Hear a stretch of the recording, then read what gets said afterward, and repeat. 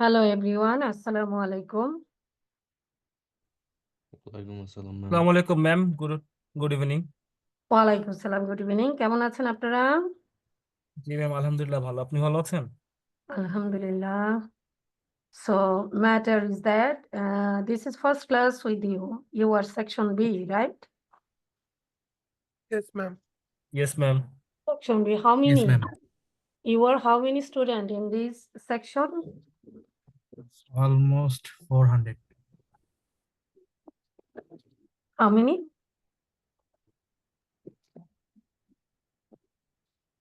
কত?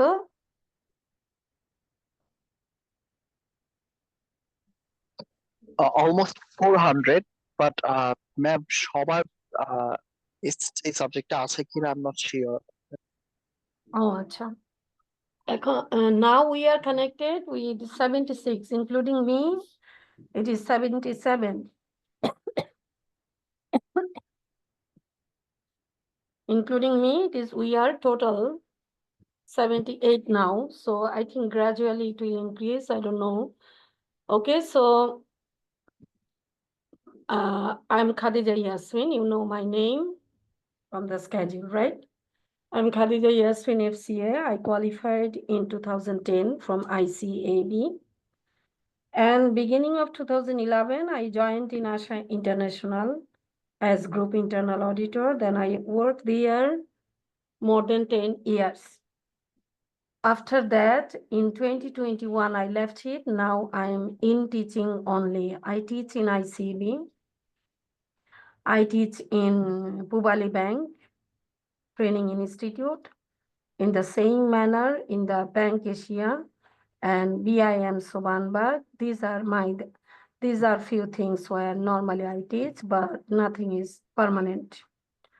It means I am not busy with the job. I am not busy with practice even, only busy with teaching. So this is the thing. Before that, I started my CA journey. It was 2002.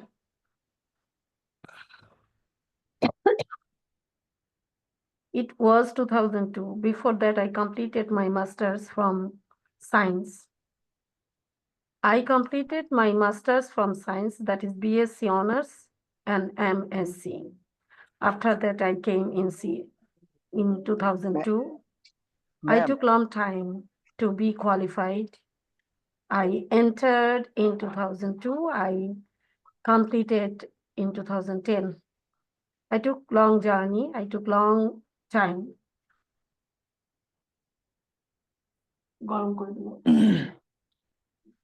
So these are the things regarding me. Now let's start our classes today. I will teach you basically in a single word. It is bad. আমি আপনাদেরকে VAT পড়াবো, ঠিক আছে? তো এই ভ্যাটে আজকে আমাদের first class of this law. VAT is a law. এটা হচ্ছে ভ্যাট এবং supplementary duty act, that is value added tax. Value added tax এবং সাপ্লিমেন্টারি ডিউটি অ্যাক্ট। আরেকটা ভ্যালু অ্যাডেড ট্যাক্স এবং সাপ্লিমেন্টারি ডিউটি রুলস, ঠিক আছে? আসেন আমরা প্রথমে একটু ওভারভিউ করে নিই। একটু ওভারভিউ করে নেই যে আইনের নামটা কি, এটা কবে থেকে ইফেক্টিভ হয়েছে। হ্যাঁ, সেটা হচ্ছে ভ্যালু অ্যাডেড ট্যাক্স এবং সাপ্লিমেন্টারি ডিউটি অ্যাক্ট 2012। এটা হচ্ছে আমাদের এই আইনের নাম, value added tax and supplementary duty act 2012। আপনারা সবাই একটু এটা বলবেন, বলেন দেখি আমার সাথে, যে যেখানে আছেন বলেন। আশা করি সবাই এখন বাসাতেই আছেন। জি ma'am. Value Value Added value Tax added tax and supplementary duty act 2012। এর মানে হচ্ছে এই আইনটা 2012-এ সংসদ থেকে পাশ হয়েছে। এখানে দেখেন আরো কিছু ইনফরমেশন আছে। Sorry, enacted by Act number 47 of 2012। তার মানে এইটা 47 নাম্বার আইন ছিল 2012 সালের, এবং এটা ইফেক্টিভ হয়েছে 1 জুলাই 2019। 2019-এর 1 জুলাই এটা ইফেক্টিভ হয়, যেটা পাশ করেছে সংসদ থেকে, পাশ হয়েছে 2012, এবং 2012-এর এইটা 47, দ্যাট ইজ 47 নাম্বার অ্যাক্ট ছিল। আর এই আইনের নামটা হলো value added tax and supplementary duty act 2012, value added tax and supplementary duty rules 2016। এটা হচ্ছে আইনের সাথে রুলস থাকতে হয়, এবং আমার কথা হচ্ছে আইন এবং অ্যাক্ট এবং রুলস এই দুইটার মধ্যে পার্থক্য কি আমরা জানি? না ম্যাম, বলে দিলে নো ভালো ম্যাম। হয়। না ম্যাম, আমি অনেকবার চেষ্টা করেছি কিন্তু পুরোপুরি বুঝতে পারিনি। আচ্ছা, আইন হচ্ছে অ্যাক্ট, যেটা 2012, নর্মালি অ্যাক্ট মানে হচ্ছে যেটা ওই কান্ট্রির যে কোনো দেশের আইন ওই ওই দেশের সংসদ থেকে যেটা পাশ হয়, সংসদ থেকে যেটা পাশ হয়। আমি একটা মিনিট, হ্যাঁ একটা কল। হ্যাঁ আম্মু, আম্মু একটু, আমি তোমাকে ক্লাসটা শেষ করে কল দিচ্ছি, আমি ক্লাসে। ওকে। আচ্ছা, তো ভ্যালু অ্যাডেড ট্যাক্স এবং সাপ্লিমেন্টারি ডিউটি অ্যাক্ট, যেটা অ্যাক্ট সবসময় মনে রাখবেন সংসদ থেকে পাশ হয়, আর রুলস হচ্ছে এই আইনটা হচ্ছে যেভাবে আইন পাশ করা, আইনের জন্য একটু আইন তো সকল জনগণ বুঝতে পারবে না, তো এটা বুঝার মতো করে এটাকে ডিটেইল করে একটু লেখা, বা একটা সেকশনে যা লেখা আছে এটাকে ফরম্যাট দিয়ে সাজানো, এটাকে জনগণের যাতে বোধগম্য হয় সেই রকম অবস্থায় রেডি করতে হয়, যেটা দিয়ে সেটা হচ্ছে রুলস। আর রুলস হচ্ছে যেটা রেসপেক্টিভ অথরিটি, অর্থাৎ ভ্যাট যে আইনটা আছে এটা কে ইমপ্লিমেন্ট করবে, এনবিআর।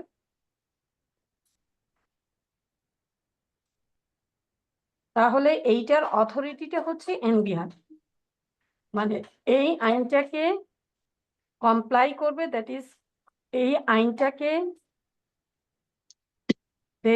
পুরো দেশে জনগণের উপরে এই আইনটাকে অ্যাপ্লাই করবে, মানে ট্যাক্সটাকে আদায় করবে কে, এনবিআর। এনবিআর হচ্ছে রেসপেক্টিভ অথরিটি। এই অথরিটি ডিটেইল আকারে রুলস দিয়েছে, আর রুলসটা হচ্ছে অথরিটি দেয়, এটা চেঞ্জ হতে পারে। হ্যাঁ, এবং তারা দেখবেন প্রতি বছরই কিছু না কিছু এসআরও দিচ্ছে। হ্যাঁ, এগুলা যে জিও দিচ্ছে, এসআরও হচ্ছে স্ট্যাটুটরি রেগুলেটরি অর্ডার, জিও হচ্ছে জেনারেল অর্ডার। সো এই যে এই জিনিসগুলো, এগুলো অথরিটি আইনটাকে প্রয়োগ করার জন্য এগুলো বিভিন্ন বিষয়ে জনগণকে বলে থাকে, বা এটা বিশদ আকারে জনগণকে বোঝানোর জন্য এটা দিয়ে থাকে। সো রুলস হচ্ছে রেসপেক্টিভ অথরিটি দিয়ে থাকে, আর আইন হচ্ছে সংসদ থেকে পাশ করানো হয়। ঠিক আছে, সংসদ থেকে পাশ হয় আইন, যেটা অ্যাক্ট, আর রুলস হচ্ছে রেসপেক্টিভ অথরিটি দিয়ে থাকে ওই আইনটাকে প্রয়োগ করার জন্য। ঠিক আছে, আচ্ছা, তো এখন আসেন, এইগুলো আমাদের দুইটা। আর দেখেন আমাদের আইনটা ম্যাডাম একটা আসছে হলো কোশ্চেন করা যাবে? 2012-এ। বলেন কোশ্চেন। আচ্ছা, ফার্স্ট কথা হচ্ছে একটা রুলের ব্যাপারে আপনি একটু ডিফারেন্সটা আপনি আমাদেরকে এক্সপ্লেন করলেন। আমার একটা একটা কোশ্চেন মিনিট, ছিল আমি যে একটু সাউন্ড হচ্ছে আমার এখানে, তুমি না একটু সাউন্ড কমাই করতে হবে, বা কোনো রুমে চলে যাও। হ্যাঁ, বলেন প্লিজ। আচ্ছা ম্যাডাম, এটা পাস হয়েছিল পার্লামেন্টে 2012। আমরা যেটা দেখি যে বাজেট একটা ডিক্লারেশন হয় পরের দিনই সেটাকে ইমপ্লিমেন্ট করে ফেলে ভ্যাট অফিস। বাট এই ক্ষেত্রে যেমন লাস্টবার মোবাইলের উপরে যখন ভ্যাট বসাইলো, পরের দিন থেকেই ভ্যাট অফিসাররা মোবাইলের শোরুম গুলোতে চলে আসছে। বাট এখানে পাস হয়েছে 2012-এ, এটা ইফেক্টিভ 2019-এ। এই 7 ইয়ার্স এত টাইম কেন লাগলো? whereas the rule was already published in 2016? না, এইটা হচ্ছে দেখেন, আপনার কোশ্চেনটা ঠিক আমি ক্লিয়ার না, মানে আপনি বলছেন যে 2012-এ পাস হয়েছে, 19-এ ইফেক্টিভ হয়েছে, রুল জি, আসছে 2016-এ, আপনার কোশ্চেনটা কি? মানে 2012-এ পাস হলে ইফেক্টিভ 2019, 7 ইয়ার্স গ্যাপটা কেন? আচ্ছা আচ্ছা, এইটা ব্যাপার হচ্ছে, দেখেন একটা অথরিটি যখন একটা আইন প্রয়োগ করবে, এটা নিয়ে তাদের প্রথমে পড়াশোনা করতে হবে। যারা প্রয়োগ করবে এই অথরিটি, তারা তো এটা আগে, যে এমপ্লয়ি যারা আছে তারা তো এটা প্রয়োগ করবে। প্রত্যেকটা লেভেলের এমপ্লয়িকে এটাকে বুঝানোর পরে এই এইটাকে মানে সহজলভ্যকরণ বা সহজীকরণ করে এটা জনগণের উপরে প্রয়োগ করতে গেলে আইন দিয়ে শুধু প্রয়োগ করা সম্ভব নয়। যেমন দেখবেন, অনেক আপনার এসআরও আছে প্রতি বছরই, যে কোনো সময়, হ্যাঁ, এসআরও আসতে পারে, জিও আসতে পারে। ধরেন কোনো একটা সেকশনে শুধু সিম্পল ভাবে একটা লাইন বলা, এখন এই লাইনটা প্রয়োগ করার জন্য ডিটেল রুল দেওয়া দরকার, কিভাবে এটা প্রয়োগ করতে হবে, এটার জন্য কি কি বিষয় ইনক্লুড করতে হবে, এটা আসলে কারা করবে, এবং এটার জন্য কি ধরনের ফরম্যাট লাগবে, কি ধরনের বুকস অফ অ্যাকাউন্টস লাগবে, হ্যাঁ। সো এই যে জিনিসগুলা রেডি করা, এগুলা রেডি করতে আমাদের এনবিআর এতটা সময় নিয়েছে। এই যে 16 পর্যন্ত নিয়েছে আপনার রুলসটা দিতে। রুলসটা দেওয়ার পরে, রুলসটা আসার পরেও দেখেন 16-এ রুলস আসছে, 17, 18, 19, তারপরেও দেখেন আরো অনেক লম্বা সময় লেগেছে। এটা নিয়ে আরো ব্যাপার আছে। এটা কিন্তু জনগণ পেমেন্ট করবে। এই ট্যাক্সটা পেমেন্ট করে আম জনতা, দ্যাট ইজ এন্ড ইউজার। যে কোনো প্রোডাক্ট বলেন, যে কোনো গুডস বলেন, যে কোনো সার্ভিস বলেন, ট্যাক্সটা যেই ভ্যাট যেটা আছে, ভ্যালু এডেড ট্যাক্স যেটা, এই ট্যাক্সটা এন্ড ইউজার, এন্ড কনজিউমার যারা আছে তারা এটা পেমেন্ট করে। এখন এই বিষয়টাকে হঠাৎ করে জনগণের উপরে একেবারে মানে এটা আগে থেকে আসার পরে রুলস আসছে, জনগণকে বলতে বলতে বলতে বলতে একটা হ্যাবিচুয়েট হয়ে গেছে যে হ্যাঁ ভ্যাট আসতেছে, ভ্যাট এভাবে এভাবে আসবে। সব মিলিয়ে আসলে অনেক সময় নিয়েছে। এটা ইমপ্লিমেন্টেশন করা। আপনি দেখেন, স্বপ্নতে যান দেখবেন আপনার মূসক 6.3 দিয়েছে। আপনি বড় কোনো শপে যান, আপনার মূসক 6.3 দিবে। তো এই যে মূসক 6.3টা কি, আমি একজন সাধারণ জনগণ, আমি তো ভ্যাট বুঝি না, আমি ট্যাক্সও বুঝি না, আমি রুলস টুলস কিছুই বুঝি না। এখন আমার জিজ্ঞাসা হবে, নিশ্চয়ই আমার জানার ইচ্ছা আছে, থাকবে, বা কেন আমি এই যে এখানে আমি পণ্য কিনলাম এত টাকার, তার সাথে আমার 150 টাকা ভ্যাট আসলো টোটাল, আমি এই টাকাটা কেন দিব? আমি দিতে চাচ্ছি না। আমি সাধারণ পিপল, আমি তো এত কিছু জানি না, আর আমি সায়েন্সের পিপল, হ্যাঁ, আমি ভ্যাট ফ্যাট বুঝি না। তা এখন আমি যে দিতে দিতে যে এটাকে যে অভ্যস্ত করানো, এই মেসেজটা জনগণের মধ্যে দেওয়া, এই মেসেজটা জনগণের মধ্যে একেবারে বিস্তর আকারে সকলকে এটার মধ্যে ইনক্লুড করা হবে। সকল প্রকার এন্ড ইউজার বা কনজিউমার যারা আছে তারা এটা পেমেন্ট করবে। সুতরাং এটাকে একেবারেই ইনস্ট্যান্টলি দেওয়া আর জনগণকে খেপায় ফেললে তো তখন আর এটা পারবে না। অনেক দেশেই কিন্তু আছে, এবং আমাদের দেশে এর আগেও ছিল। তবে এর আগেরটা পুরনো আইন, যেটা আপনার যেটা 1991 ছিল, এই একটা, হ্যাঁ, যেটা 1991-এর ছিল, তো সেটা থেকে কিছুটা অভ্যস্ত হয়ে হয়ে এটাকে সহজীকরণ করতে করতে এতটা সময় আসলে লেগে গেছে। তারপর আমার ধারণা এত সময় লাগার কথা না, নিয়েছে আর কি। দ্যাটস ইট, এর বাইরে আর তেমন কিছু আমার এক্স্যাক্টলি জানা নেই। এরা আসলে অনেক ম্যাডাম সময় নিয়েছে। ম্যাডাম আমাদের প্রিন্সিপালস অফ ট্যাক্সেশন বইয়ের হচ্ছে এটা 23 নাম্বার চ্যাপ্টার শুরু করেছেন আপনি, ভ্যালু এডেড ট্যাক্স। আপনি একটু আবার বলবেন, আমি আপনাকে পুরো ক্লিয়ার শুনতে পাইনি। ম্যাডাম আমাদের যে আজকে ক্লাসের প্রিন্সিপালস অফ ট্যাক্সেশন, এইটা হচ্ছে 23 নাম্বার চ্যাপ্টার হচ্ছে ভ্যালু এডেড ট্যাক্স। মানে আপনি কি ম্যাডাম ওই 23 দিয়ে শুরু করেছেন? না না, আমি আপনাকে বই দেখে পড়াবো না। আমাকে যে অ্যাসাইনমেন্ট দেওয়া আছে, দ্যাট ইজ, আমি আপনাকে ক্লিয়ার অ্যাক্ট পড়ায় দিব। এখন ওখানে যতটুকু আছে যেভাবে আছে, আমি আপনাকে যেটা করব, আমি আপনাদের বইতে হয়তো বা সেকশন ওয়াইজ নাই, আমি যতটুকু জানি, আমি নতুনটা দেখিনি, তো সেকশন ওয়াইজ নাই, আমি আপনাকে একদম সেকশন বিগিনিং থেকে, আজকে আমরা আইনটা কি জিনিস, সেটাতে কতগুলা কি কি আছে না আছে, কোথায় কি আছে ইত্যাদি দেখব, তারপরে সেকশন 2 থেকে আমরা শুরু করব, ঠিক আছে? এইভাবে শুরু করে করে আমাদের সেকশন আছে 100, আমরা আমাদের সেকশন আছে 139টা সেকশন আছে, তার মধ্যে একেবারে শেষের দিকে সেকশন গুলো যদি নাও পড়াইতে পারি, আমি আপনাকে 120 পর্যন্ত বা এতটুকু অ্যাটলিস্ট শেষ করে দিব, এবং আমি সিরিয়ালি মানে সেকশন বাই সেকশন আগাতে থাকবো, ঠিক আছে? আমি এখান থেকে একটু ওখান থেকে একটু এইভাবে করে আমার ক্লাসগুলো ডিজাইন করা আছে, 16টা বা 17টা, হাইয়েস্ট 18টা ক্লাস পাবো আমি। সো এই ক্লাসগুলোর মধ্যে আমার অলরেডি ডিজাইন করা আছে, আমি আপনাকে এটা শেষ করব, ঠিক আছে?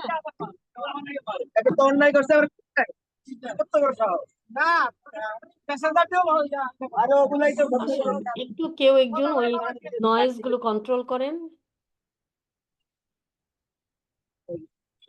ম্যাম ম্যাম আমাকে কাইন্ডলি কো-হোস্ট করে দেন। নয়েজ গুলো একটু কন্ট্রোল করেন। ম্যাম এই যে যে স্লাইডটা পড়াচ্ছেন এটা কি আমাদের সাথে শেয়ার করা হবে? এই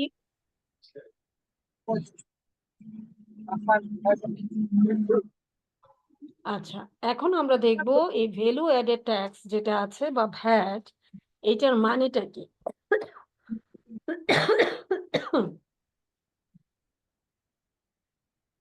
Value added tax, an indirect tax applied upon the consumption of goods in movable property এবং সার্ভিসের উপরে, এইটাকে বলা হয়ে থাকে ইনডাইরেক্ট ট্যাক্স। ইনডিরেক্ট ট্যাক্স কেন বলা হয়, আগে এইটা আমরা একটু বুঝে নিই। ইনডিরেক্ট ট্যাক্স মানে হচ্ছে আমি কিন্তু সরকারকে সরাসরি ট্যাক্সটা দিচ্ছি না,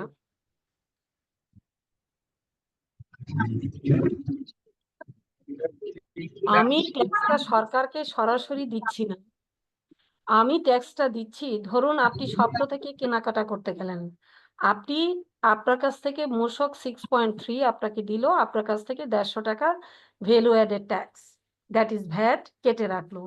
এইটা ওই স্বপ্ন কর্মীকে একটা নির্দিষ্ট টাইম পরে পরে পিরিয়ড আছে, হ্যাঁ, নির্দিষ্ট টাইম পরে পরে তারা সরকারকে পরিশোধ করবে, গভর্নমেন্টের ট্রেজারিতে এটা জমা দিবে। এই জন্য এটাকে ইনডিরেক্ট ট্যাক্স বলা হয়, যেহেতু আমি পরিশোধ করছি, আমি হচ্ছি জনগণ, আমজনতা, আমি পরিশোধ করছি, বাট আমি সরাসরি সরকারকে দিচ্ছি না, আমি দিচ্ছি স্বপ্নকে। আমি দিচ্ছি যে ঔষধের দোকান, আপনি আলমাসে গেলেন, কেনাকাটা করলেন, মূসক 6.3 দিল, আপনি ভ্যাট দিলেন। আপনি ডোমিনোজে গেলেন, পিজা খাইলেন, আপনি মূসক 6.3 দিল, আপনি তার সাথে ভ্যাট পেমেন্ট করলেন। এখন আপনি যে পেমেন্ট করলেন আলমাসকে, আপনি যে পেমেন্ট করলেন ডোমিনোসকে, এটা কিন্তু সরকারকে, দ্যাট ইজ গভর্নমেন্ট ট্রেজারিতে তারা জমা দিবে একটা সার্টেন টাইম, সার্টেন পিরিয়ড পরে পরে, ঠিক আছে? ওগুলো আমরা পরে পড়বো, এই জন্য এটাকে ইনডিরেক্ট ট্যাক্স বলা হয়। ক্লিয়ার? ম্যাডাম আমার একটা কমন কোশ্চেন ছিল, যদি কিছু মনে না করেন। বলেন। ম্যাডাম আমরা তো স্বপ্নকে যেই ভ্যাট ট্যাক্স যেটা দিচ্ছি, স্বপ্ন তো অ্যাজ এ কোম্পানি সে তো আলাদাভাবে গভর্নমেন্টকে ট্যাক্স প্রদান করতেছে, কিন্তু আবার আমরা যে প্রোডাক্টটা কিনতেছি সেইটার ভিতরেও তো আসলে ট্যাক্স ইনক্লুড করা আছে, কিন্তু আমরা যেই টোটাল শপিংটা করি এবং টোটাল যে টাকাটার উপরে আবার প্রত্যেকটা প্রোডাক্টের উপরে ভ্যাট নিচ্ছে, মানে আমার আমার ইয়েটা হচ্ছে, পয়েন্টটা হচ্ছে যে মনে করেন আমি একটা পটেটো চিপস কিনছি 10 টাকা দিয়ে, সেটার মধ্যে তো আমি অলরেডি গভর্নমেন্টকে একটা ভ্যাটের একটা অংশ দিছি সেই 10 টাকার ভিতরেই, কিন্তু স্বপ্ন থেকে 10 টাকা জিনিস কেনার পরে সেখানে যদি আরো আরো 1 টাকা এক্সট্রা করে ভ্যাট চার্জ করে, তাহলে ওরা কি আমার কাছে একটা প্রোডাক্টের উপর থেকে 2 বার ভ্যাট নিচ্ছে কিনা, বা না না না, এই যে ভ্যাট একটা কখনো ব্যাপার। 2 বার হয় না। না ম্যাডাম, আমি তো লোকাল মার্কেট থেকে 10 টাকা দিয়ে চিপসটা কিনতেছি, কিন্তু স্বপ্ন আমাকে 11 টাকা চার্জ করতেছে, আদার রিসিটে দেখাচ্ছে যে 10 টাকা ফর চিপস এন্ড 1 টাকা হচ্ছে ভ্যাট। হ্যাঁ, ভাইয়া স্বপ্নের উপরে যে সুপার শপ গুলো আছে এদের উপরে কিন্তু আলাদা ভ্যাট ইম্পোজ করা আছে, ওইটাই ওরা নিচ্ছে আলাদা, যেটা সুপার শপের উপরে, এটা বাজেটে ডিক্লেয়ার করা থাকে। সিম্পল কথা হচ্ছে ওরা আলাদাভাবে ওদের ট্যাক্স দিবে, কিন্তু ভ্যাট সবসময় একবারই হয়ে থাকে, এটা 2 টাইমস হয় না, ডবল হয় না। ম্যাডাম তাহলে কি অ্যাজ এ কোম্পানি ওরা গভর্নমেন্টকে যেই ট্যাক্স দেয় সেইটা কি ওরা আবার আমাদের কাছ থেকে নিয়ে দিচ্ছে? না না না, ওই ওই ট্যাক্স আলাদা, যেটা হলো ট্যাক্সের আইন, এটা হলো ভ্যাট। আপনি দেখবেন আপনাদের যে সাবজেক্ট আছে এটার নাম কি, প্রিন্সিপালস অফ ট্যাক্সেশন। এই ট্যাক্সের যে ব্যাপারটা, একটা হচ্ছে ডাইরেক্ট ট্যাক্স, যেটা আপনার রিটার্ন আপনি জমা দিচ্ছেন, আপনি স্যালারি পাচ্ছেন, স্যালারি থেকে ট্যাক্স দিবেন সরকারকে, সেটা আপনি বছর শেষে রিটার্ন জমা দিচ্ছেন, সেটার উপরে ট্যাক্স হবে। সুনির্দিষ্ট আইন যেটা আছে, ট্যাক্সের আইন যেটা আছে সেটা অনুযায়ী আপনাদের আরেকটা ক্লাস, এখানে 2টা ক্লাস, কিন্তু একটা হচ্ছে আমি ভ্যাটের অংশটুকু আমি দেখাবো, আমি আপনাদের সাথে থাকবো পড়া ডিসকাশনে, আর আরেকটা হচ্ছে ট্যাক্স, সেটা যেটাকে ডিরেক্ট ট্যাক্স বলা হয়, সেটা আরেকজন স্যার নিবেন, আপনারা জানেন সেটা। জি ম্যাম। হ্যাঁ, তো ওইটা ট্যাক্স, ওই ট্যাক্সটা আলাদা। আপনি যখন 2টা আইন পড়া হয়ে যাবে তখন দেখবেন এগুলা খুঁটিনাটি যত কোশ্চেন আছে এগুলো সলভ হয়ে যাবে, একাই হয়ে যাবে। ওইটা হচ্ছে ইয়ার এন্ডে, বছরান্তে বছর শেষে স্বপ্ন যে প্রফিটটা করছে তার উপরে সে ট্যাক্স দিবে।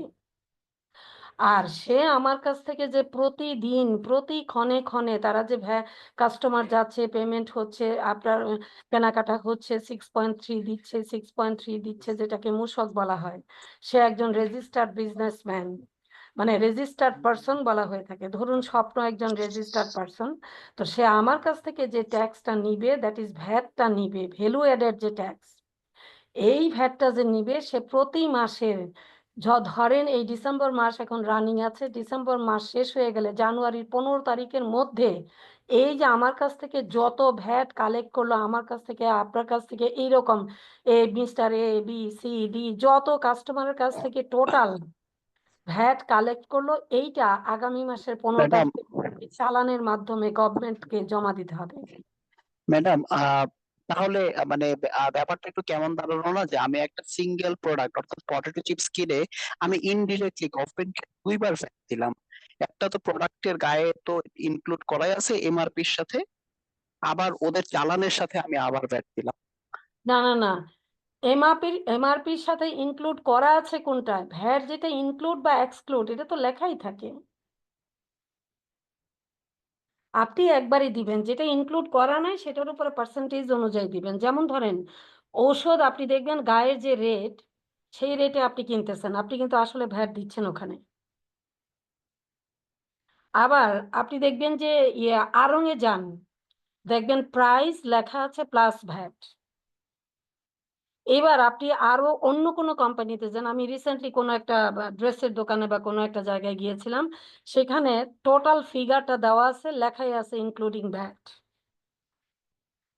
তো ওই যে যেটা ইনক্লুডিং ভ্যাট আছে সেইটা পরিশোধ করার সময় আপনি কিন্তু আবার একবার ইনক্লুড হয়েছে এরপরে আবার ভ্যাট দিবেন, এরকম কিন্তু নয়।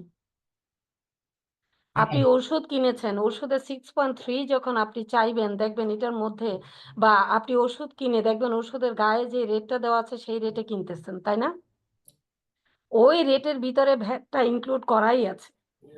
ম্যাডাম আমরা একটা কথা বলতেছিলাম হচ্ছে, আমি বলেন। আজকে একটা স্বপ্ন থেকে রেড হিট কিনছি, তো ওইটা যদি আমি বাইরে থেকে কিনতাম ওইটার এমআরপি দেওয়া আছে 200 টাকা, যে কোনো হুম ডিপার্টমেন্টাল স্টোর থেকে, কিন্তু ওখানে আমার কাছ থেকে 200 টাকা নিয়েছে এবং 10 টাকা হচ্ছে 5% ভ্যাট আবার নিয়েছে। তো আমি হুম বাইরে থেকে 200 টাকা নিতে পারতাম, বাট স্বপ্ন থেকে আমার কাছ থেকে 210 টাকা নিয়েছে। এটা বলতে চাচ্ছি এখানে 2বার ভ্যাট হয়ে গেল কিনা। না, 2বার না, আপনি বাইরে থেকে একবার নিতে পারতেন, যারা বাইরে বিক্রি করছে তারা আসলে ভ্যাটটা ফাঁকি দিচ্ছে, এইটা হলো কথা। বাইরে যারা বিক্রি করছে তারা আপনার কাছ থেকে ভ্যাটটা নিচ্ছে না এবং তারাও গভর্নমেন্টকে ভ্যাট দিচ্ছে না। ও আচ্ছা আচ্ছা, মানে যে কোনো জেনারেল স্টোর বা হ্যাঁ, ডিপার্টমেন্টাল। আপনি দেখবেন ছোট ছোট দোকান যেগুলা, এরা তো রাস্তার পাশে তো কত দোকান, পান বিড়ি সিগারেট চা, এটা সেটা, ম্যাডাম গামছা লুঙ্গি তাহলে তো ড্রেস, কত কিছু। আমাদের দেশে তো ম্যাডাম সুপার শপের সংখ্যা তো কম, কিন্তু এরকম ডিপার্টমেন্ট স্টোরের সংখ্যাই তো অনেক বেশি। তাহলে না, ম্যাডাম এত ডিপার্টমেন্ট না, শোনেন, ডিপার্টমেন্টাল স্টোরেও আবার দেখবেন আপনি যেখানে যাবেন, আপনি যেখান থেকে কিনেছেন, 200 টাকা দিয়ে আপনি সেখানে যে ক্যাশ যেখানে যে পেমেন্টটা করে ক্যাশিয়ার বা যেখানে টাকাটা রিসিভ করে, দেখবেন ওনার পিছনে একটা সার্টিফিকেট ঝুলানো থাকে,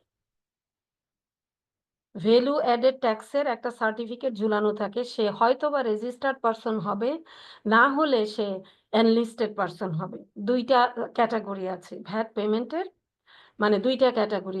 যিনি রেজিস্টার্ড হবেন তিনি প্রতি মাস শেষ হলে পরবর্তী মাসের 15 তারিখের মধ্যে সে আপনার যতটুকু আপনার যতটুকু কালেক্ট করলো, হ্যাঁ, যত টাকা ভ্যাট অনুযায়ী ভ্যাট হিসাব অনুযায়ী কালেক্ট করলো, হ্যাঁ, সেই টাকাটা গভর্নমেন্টকে চালানের মাধ্যমে জমা দিতে হবে। এখন মনে করেন কেউ কেউ আছে, এই সে ভ্যাটের মেশিনটাও আছে, তার ইয়েটাও আছে, কিন্তু আবার ওই রেটে দিচ্ছে, তার মানে ওই জায়গাটা সে ফাঁকি দিচ্ছে, ওই সেলটা তার ইনক্লুড হচ্ছে না। তো এই ক্ষেত্রে আমাদের দেশ দ্যাট ইজ গভর্নমেন্ট লুজার হচ্ছে, এটা হওয়া উচিত না। সচেতন মানুষ হিসাবে আপনি 6.3 নিয়ে নেবেন। ম্যাডাম 15 তারিখের মধ্যে তো আমরা ক্লায়েন্টের ব্যাড রিটার্নটা জমা দিয়ে দিই। কিসে টাকা? না, 15 তারিখের মধ্যে আমরা ক্লায়েন্টের ব্যাড রিটার্ন করে ওটা এনবিআর এ জমা দিয়ে দিই। হ্যাঁ ওইরকম অনেকটাই নাকি? হ্যাঁ, প্রতি মাসের 15 তারিখে দিচ্ছেন না, তার আগের মাসের জন্য? জি ম্যাডাম, হ্যাঁ ওদের সার্ভারেই করে জমা দিয়ে দিচ্ছি। হ্যাঁ হ্যাঁ, ভালো। আপনি তাহলে ভ্যাটে কাজ করেন, তাহলে আমি কিন্তু ভ্যাট পড়াই, বাট আমি প্র্যাকটিক্যাল কাজ করিনি কখনো। ভ্যাট এবং ট্যাক্স কোনোটাই আমি প্র্যাকটিক্যালি ইনভলভ ছিলাম না, এবং আমি কাজ ট্যাক্সটা করেছি। ম্যাডাম ট্যাক্সটা ম্যাডাম 25 তারিখের ভিতরে জমা দিই, এটা ম্যানুয়ালি করে আমরা জমা দিয়ে দিই। হুম, তো এখন তো ম্যানুয়ালি কেন, এখন তো আপনার অনলাইনেই দেওয়া যায় না, এনবিআর এর অনলাইনে? ইটিডিএস এনবিআর এর করা সাথে ম্যাডাম ব্যাটেরটা আপাতত জি দিচ্ছে, ম্যাডাম, আমরা ব্যাটের ওদের এনবিআর যে এর ব্যাটটা সার্ভার মূসক 9.1 ওইটা এ দিচ্ছে। ব্যাট অনলাইন সফটওয়্যারের মাধ্যমে দেওয়া যায়। ব্যাট রিটার্ন 9.1, হ্যাঁ, আর ট্যাক্স রিটার্নটা 9.1 ম্যাডাম, রেজিস্টার্ড পারসনের জন্য।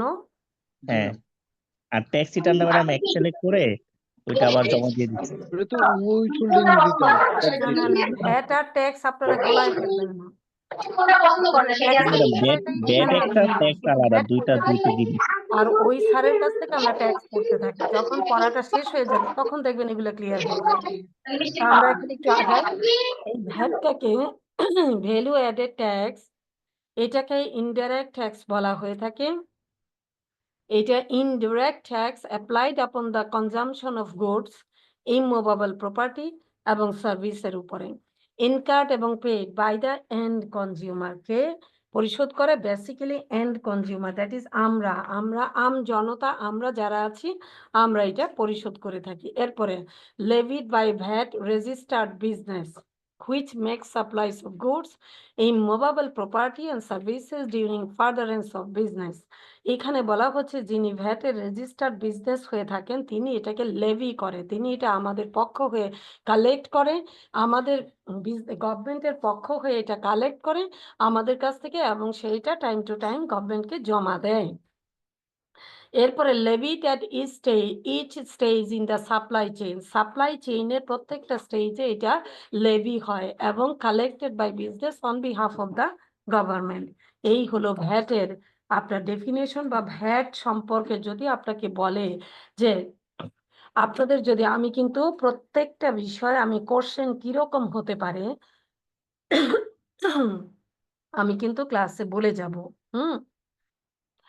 তো এগুলো আপনারা খেয়াল করবেন, কারণ ম্যাম আমাদেরকে একটা কমন কিছু কোশ্চেন গাইডলাইন ছিল। দেওয়া আছে, কোশ্চেন কিরকম হতে পারে এগুলোর ব্যাপারে আমাদেরকে বলে দিতে হয়। তো ধরুন আপনাকে বলবে VAT means, value added tax means, এইটা হলো আপনার কোশ্চেন। এইবার অ্যান্সার হলো এ বি সি ডি। আপনার এতে দিল এখানে যেটা দেওয়া আছে, যেটা দেখতে পাচ্ছেন এইটুকু, আর বিতে দিল এইটুকু, আর হ্যাঁ সিতে দিল এইটুকু, বি এবং ডি দিল না, এবং এখানে রং কিছু দিয়ে দিল। তাহলে আপনাকে কি করতে হবে, এই যে দুইটা কারেক্ট আছে এই দুইটা আপনার খুঁজে বের করতে হবে, তাই না? জি ম্যাম। জি ম্যাম। জি ম্যাম, এই দুইটা আপনাকে খুঁজে বের করতে হবে, তাহলে এই ডেফিনেশনটা আমাদের পড়তে হবে। এখন আসেন একটা সহজ বিষয়, সেটা হচ্ছে ধরুন আপনি একটা লয়ের দ্যাট ইজ অ্যাক্টের এক থেকে কোনো একটা সেকশন আপনি পড়ছেন, তো যেই সেকশনটা আপনি পড়ছেন বা পড়া হয়ে গেছে ওই সেকশনের আপনি বুঝতেছেন না, এটা রুলসটা দরকার আপনার, তো আপনি ওই রেসপেক্টিভ রুলসটা কোথায় গেলে পাবেন আপনি? এখন ধরেন 119টা রুল আছে, 139টা সেকশন আছে, এখন আপনি এই দুইটা ম্যাচ করে আপনার এইটার কোনটার জন্য রুল কোন জায়গাটায় দেওয়া আছে এটা আপনার জানতে হবে না, বুঝতে হবে না, নাহলে আপনি খুঁজবেন কিভাবে? 19টাই কি পড়ে পড়ে খোঁজা সম্ভব? না জি ম্যাম ম্যাম। জানতে এইটা হচ্ছে easy way to search in act and rules. আমাদের অ্যাক্ট হলো সেকশন আছে 1 থেকে 139, আর রুল হচ্ছে, সরি এখানে কিন্তু সেকশন লেখা হয়েছে, সেকশন না, রুল হচ্ছে আপনার 1 থেকে 119, ঠিক আছে? সো এই যে দেখেন, বিষয়টা হলো এইগুলো ডেসক্রিপশন, এই পাশেও ডেসক্রিপশন, এই পাশে হচ্ছে আপনার এই হচ্ছে আইন। আপনারা আমার কারসারটা দেখতে পাচ্ছেন? দেখতে জি পাচ্ছি। ম্যাম। এটা হচ্ছে আইন, এটা হচ্ছে রুল, এটা হচ্ছে অ্যাক্ট, এটা হচ্ছে রুলস, ঠিক আছে? তো দেখেন নাম্বার 1, সিরিয়াল নাম্বার 1-এ আসেন প্রিলিমিনারি।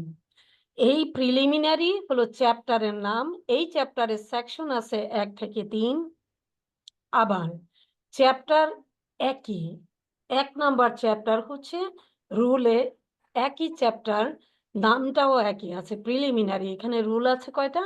1 থেকে 2। তার মানে হচ্ছে আপনি 3 নাম্বার সেকশনটা পড়ছেন, এটা বুঝতে পারছেন না, কথার কথা। 3 নাম্বার সেকশন আপনি পড়ছেন অ্যাক্টের, তো সেকশন 3 আপনি পড়তে গিয়ে আপনি ভাবছেন যে রুলটাও আমি একটু পড়বো, তাহলে আপনি কোথায় যাবেন? আপনি ওই যে দেখেন চ্যাপ্টারে রুলে খুঁজবেন, প্রিলিমিনারি এখানে গিয়ে খুঁজলে, এই দুইটা রুলে খুঁজলে আপনি পেয়ে যাবেন। বোঝা যাচ্ছে? বোঝা গেল? জি ম্যাম। ম্যাম কাইন্ডলি আরেকবার রিপিট করবেন? আচ্ছা, আমি পুরাটা বলি তাহলে আপনার ক্লিয়ার হয়ে যাবে। ধরেন এই হচ্ছে সিরিয়াল নাম্বার চ্যাপ্টার, এটা হচ্ছে আইনের, এই হচ্ছে চ্যাপ্টার, আইনের এই হলো চ্যাপ্টার, এই হলো চ্যাপ্টার 18টা টোটাল। আইনের মধ্যে 18টা চ্যাপ্টার আছে, আবার রুলের মধ্যেও 18টা চ্যাপ্টার আছে, ঠিক আছে? সো এইভাবে আমরা যখন খুঁজবো 2 নাম্বার চ্যাপ্টারে, আপনি দেখেন আপনি 2 নাম্বার চ্যাপ্টারে মনে করেন 4 থেকে 14 এই সেকশনগুলো পাবেন। আপনি একইভাবে এই রিলেটেড রুলগুলো খোঁজার জন্য আপনি 2 নাম্বার চ্যাপ্টারেই যাবেন, গিয়ে এই যে এই 3 থেকে 15টা রুল আছে এর মধ্যে খুঁজলেই আপনি পেয়ে যাবেন। বোঝা গেল? জি ম্যাম বুঝতে পেরেছি ম্যাম, থ্যাংক ইউ। এইভাবে আমরা দেখেন imposition of VAT chapter 3, imposition of VAT, VAT agent, travel agent, tour operator, এগুলো হচ্ছে 3 নাম্বার চ্যাপ্টারে। সো এই রুলে আপনি 3 নাম্বার চ্যাপ্টারে এখানে 16 থেকে 18 এ পর্যন্ত রুল আছে, আপনি এগুলোর মধ্যেই এই রিলেটেড 15 থেকে 26 রিলেটেড যেই কয়টা সেকশন আছে এই সেকশনগুলোর রিলেটেড রুল আপনি এখানে গিয়ে খুঁজলেই পেয়ে যাবেন, দ্যাটস ইট, আর কিছু না।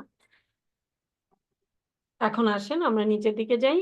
একইভাবে ধরুন আপনি চ্যাপ্টার 10-এ আছেন, carry forward of negative net amount এবং রিফান্ড। ক্যারি ফরওয়ার্ড করবেন নেগেটিভ নেট অ্যামাউন্ট এবং রিফান্ড। নেগেটিভ নেট অ্যামাউন্ট এবং রিফান্ড ক্যারি ফরওয়ার্ড হবে 68 থেকে 72 নাম্বার সেকশনে। এই সেকশনগুলো পড়ার সময় আপনি রুল পড়তে চাইলে আপনি একইভাবে রুলে গিয়ে 10 নম্বর চ্যাপ্টারে যাবেন, এই ব্রড ফরওয়ার্ড এবং refund of negative net amount 52 থেকে 57 পর্যন্ত রুলগুলো দেখলেই আপনার হয়ে যাবে, পেয়ে যাবেন। একইভাবে আমরা এগুলো খুঁজবো, খুঁজে নিয়ে নিব যখন আমার প্রয়োজন হবে, কারণ এটা একটা ইম্পর্টেন্ট বিষয়, এটা যদি আলোচনা না করতাম, এবং এটা আপনার কাছে রেখে দিবেন, আমি আপনাদেরকে শেয়ার করে দেই এখনই। ম্যাম এটা কি ভ্যাট বই যখন আমরা কিনবো বা বাইরে যে ভ্যাট বইগুলো আছে ওইটার ইন্ডেক্সে কি এরকম মেনশন করা থাকে নাকি হ্যাঁ নিজেদের হ্যাঁ কেটে? হ্যাঁ হ্যাঁ, সূচিপত্রটা এভাবে থাকে। ম্যাম আরেকটু এইটা এরকম ভাবে ডিসক্লোজ করেছে লেবার ল হ্যাঁ হ্যাঁ বাংলাদেশ ওয়েবসাইটে, লেবার ল বাংলাদেশে যে ওয়েবসাইটটা আছে ওই ওয়েবসাইটে শুধু খালি ব্যাট রুলস লিখলেই এটা চলে আসে। আপনি যেই সামারিটা যেইভাবে দিচ্ছেন এইভাবে ওয়েবসাইটে আছে, লেবার ল বাংলাদেশের মধ্যে ওয়েবসাইটের মধ্যেই। আছে। জি ম্যাম। ও আচ্ছা, থাকলে তো ভালো। ম্যাম আপনি তাও যেভাবে আমাদেরকে এই ডিসক্রিপশন স্লাইডটা দিচ্ছেন শেয়ার করলে ভালো হয়। শুধু আপনি গুগলে সার্চ করবেন ব্যাট রুলস, এটা এটা লিখলেই হবে। আমি আপনাদেরকে চ্যাট বক্সে তুলে দিচ্ছি। ম্যাম যেই মেলটা করছে ওই মেলের ফরওয়ার্ডিং করলে আমরা সবাই পেয়ে যাব। যে হ্যাঁ মেল হ্যাঁ, থেকে ম্যাম যে মেল থেকে লিংকটা আসছে না কেন ওই আপনি মেলের এখন করতে ম্যাম পারবেন না? ম্যাম আপনি ইনবক্সে দিয়ে দেন, আমি হচ্ছে গ্রুপে আর হচ্ছে ড্রাইভ লিংকে দিয়ে দিব। হ্যাঁ হ্যাঁ, আমি ইনবক্সে দিয়ে দিচ্ছি। আপনাদের গ্রুপ থেকে গ্রুপে শেয়ার করে দিয়ে দিবেন। হোয়াটসঅ্যাপ গ্রুপ আছে? জি ম্যাম, হোয়াটসঅ্যাপ গ্রুপ। এই যে আমি তুলে দিয়ে দিলাম। হোয়াটসঅ্যাপ গ্রুপের লিংকটা চ্যাট বক্সে দিয়ে দিন, যারা অ্যাড হয়নি অ্যাড হয়ে নিব।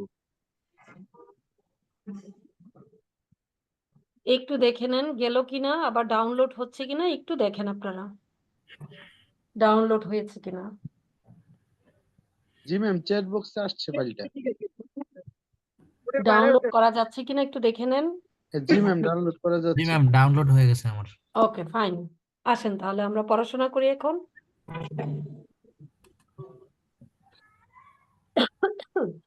তো আপনারা এখানে দেখতে পাচ্ছেন আমরা এটা শেষ করে দিলাম। এটা প্রত্যেকটা লাইন বাই লাইন বলার কিছু নেই, জাস্ট বিষয়টা আমি বুঝিয়ে দিলাম, ঠিক আছে? এখন stages of VAT imposition. VAT যে ইম্পোজ হয়, এই ইম্পোজ যে হয় ভ্যাট, এটা তিনটা স্টেজে ইম্পোজ হয়। তিনটা, একটা মিনিট, হ্যাঁ।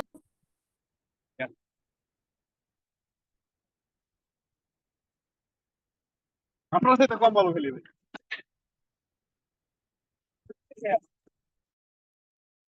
এই মাত্র স্টেজেস অফ ভ্যাট ইম্পোজিশন, আমরা ইম্পোর্ট স্টেজে ভ্যাট পরিশোধ করে থাকি।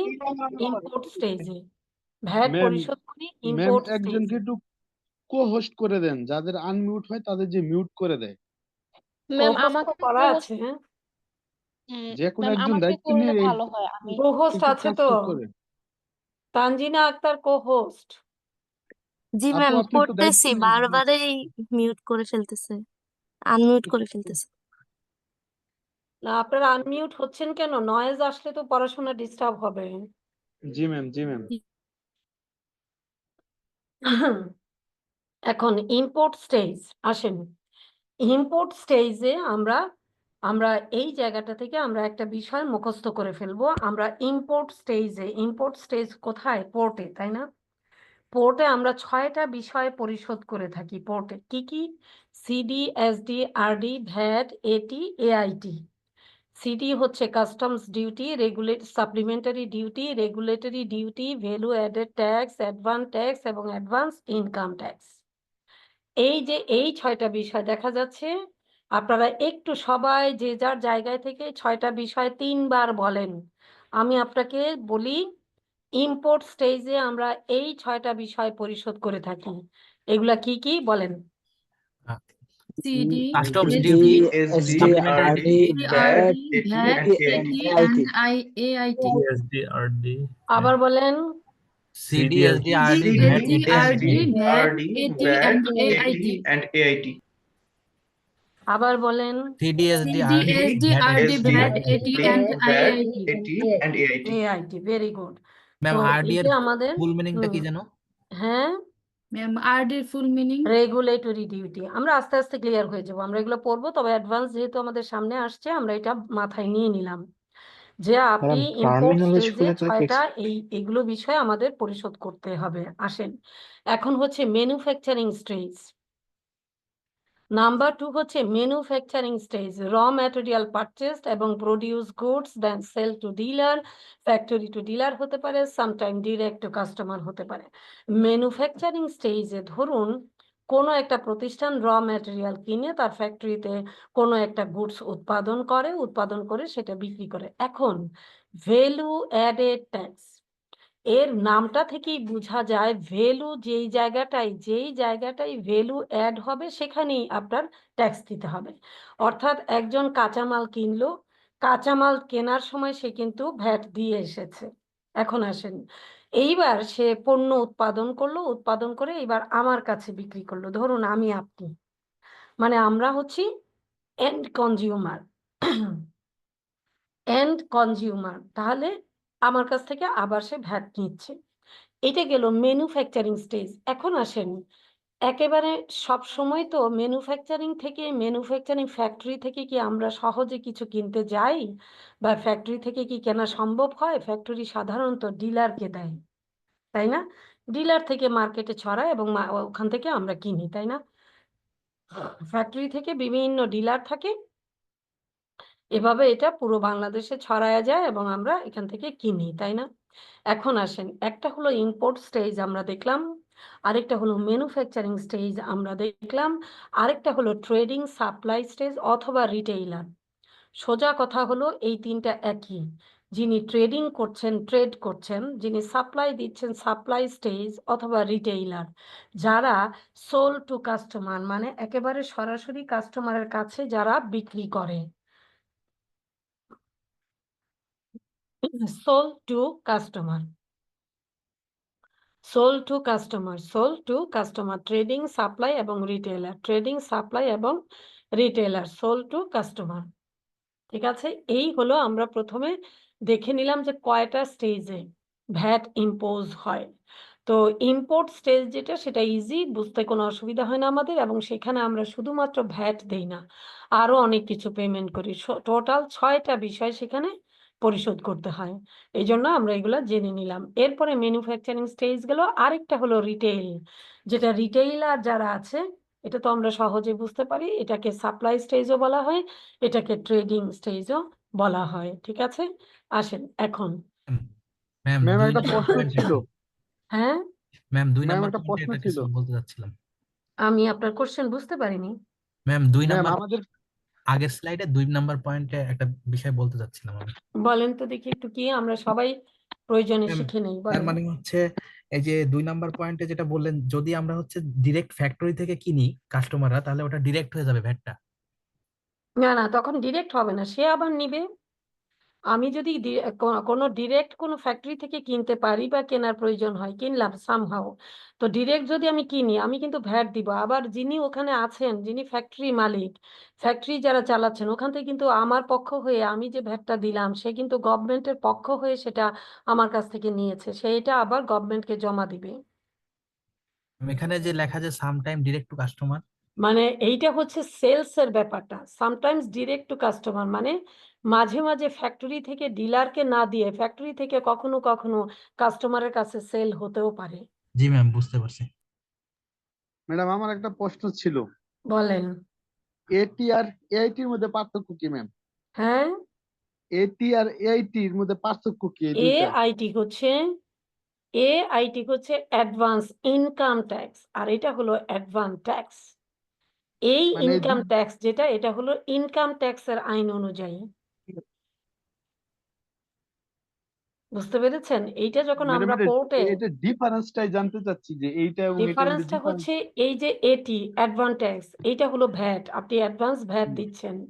এই যে ভ্যাটটা আছে না, ভ্যালু অ্যাডেড ট্যাক্স, হ্যাঁ, এই জি ম্যাম। ভ্যাটটা আপনি এখানে অ্যাডভান্স এটা দিচ্ছেন, এটা হলো এটি।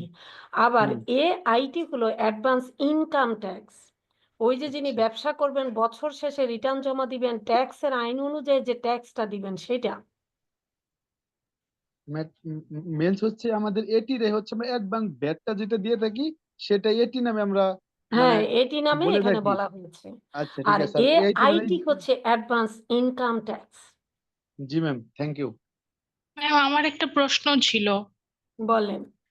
এটি আর এটিভি কি সেম তাহলে? এটি আর এটিভি অ্যাডভান্স ট্রেড ভ্যাট যেটা, এটি ভি। ভি, ওটা এটিভি জি কোথায় দেখেছেন আপনি? ম্যাম আমার একটা কোর্স ছিল ইম্পোর্ট এক্সপোর্ট প্রসেস, তখন এখানে একটু মানে ইম্পোর্ট স্টেজের ভ্যাট নিয়ে কিছু ম্যাথ ছিল, হ্যাঁ ওখানে হ্যাঁ একটা হ্যাঁ, তাহলে ওইটাই ঠিকই আছে। এটিভি। হ্যাঁ হ্যাঁ ওইটাই। আচ্ছা আসেন, এখন আসেন আমরা এইচএস কোড পড়ব।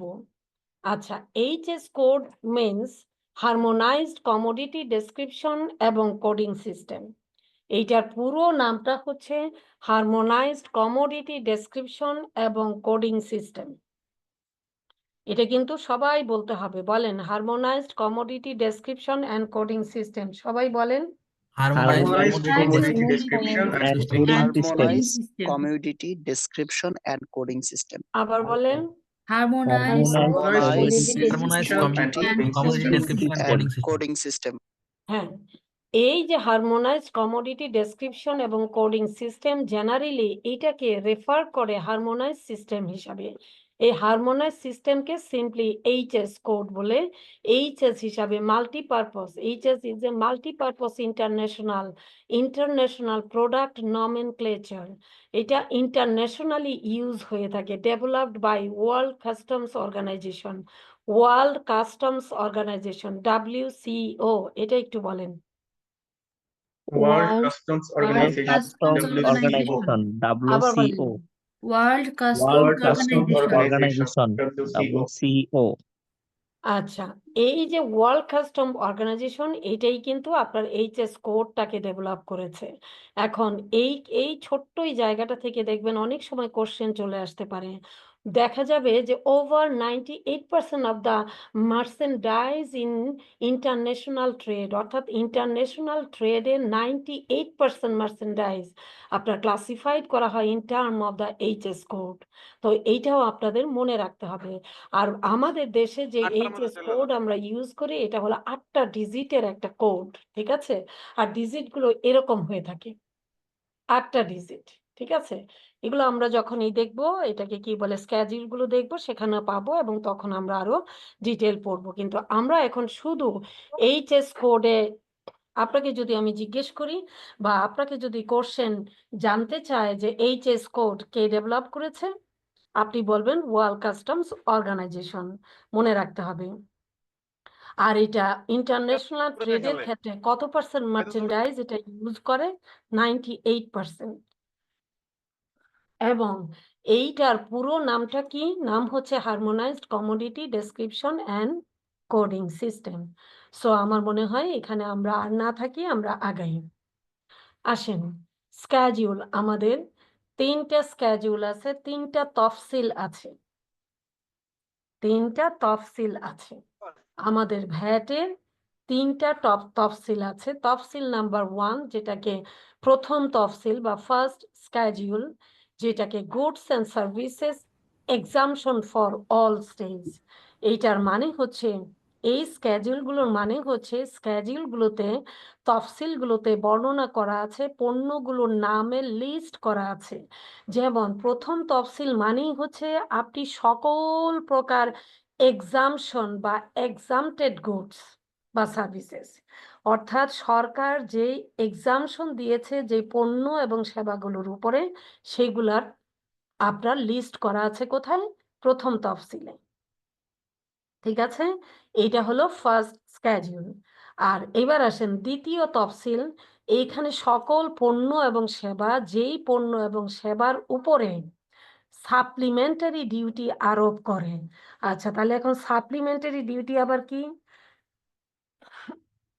এইটা কিন্তু সরি, ভ্যালু অ্যাডেড ট্যাক্সের পরে, অর্থাৎ ভ্যাট চার্জ করার পরে তার উপরে, ওই ভ্যালুর উপরে, প্রথমে ভ্যাট চার্জ করলো, তার উপরে ওই ভ্যালুটার উপরে সাপ্লিমেন্টারি ডিউটি ইম্পোজ করে। সাপ্লিমেন্টারি ডিউটির বাংলা হচ্ছে আপনার শুল্ক, সম্পূরক শুল্ক।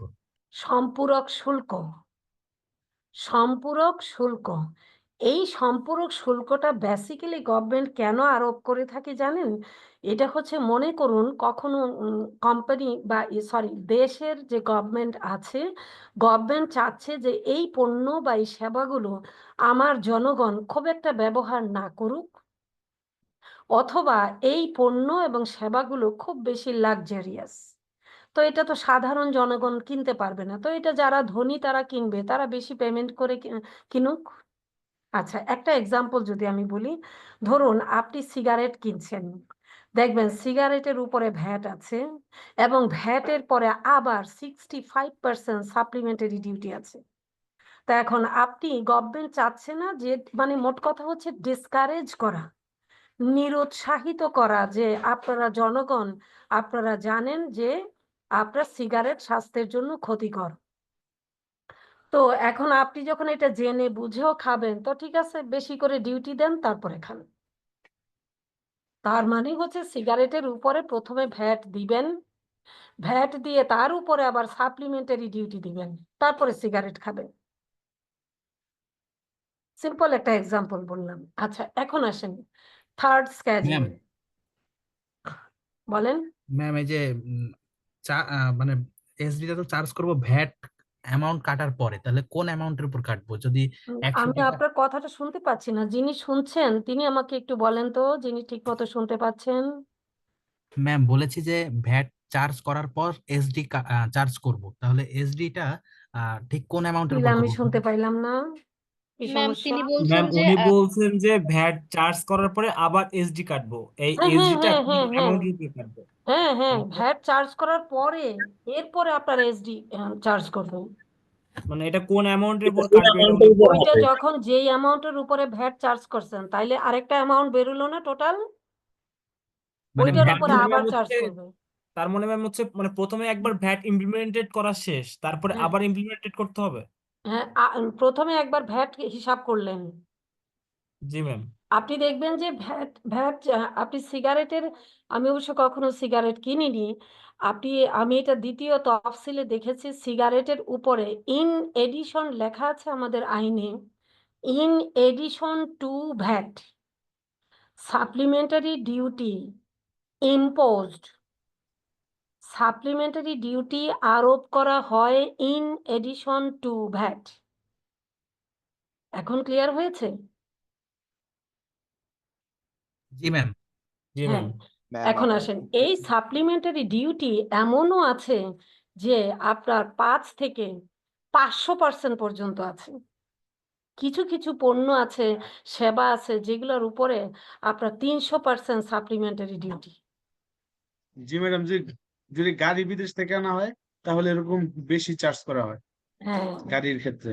হ্যাঁ হ্যাঁ, তো ঠিক আছে, এগুলো আমরা দেখলাম। এরপরে আছেন third schedule.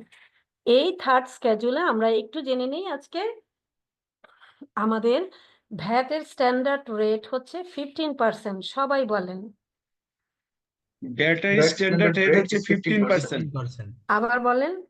Battery battery standard rate হচ্ছে 15%। স্ট্যান্ডার্ড রেট হলো 15%। আচ্ছা, হ্যাঁ, তো আচ্ছা, আপনারা কি আমাকে কেউ আগে চিনেন?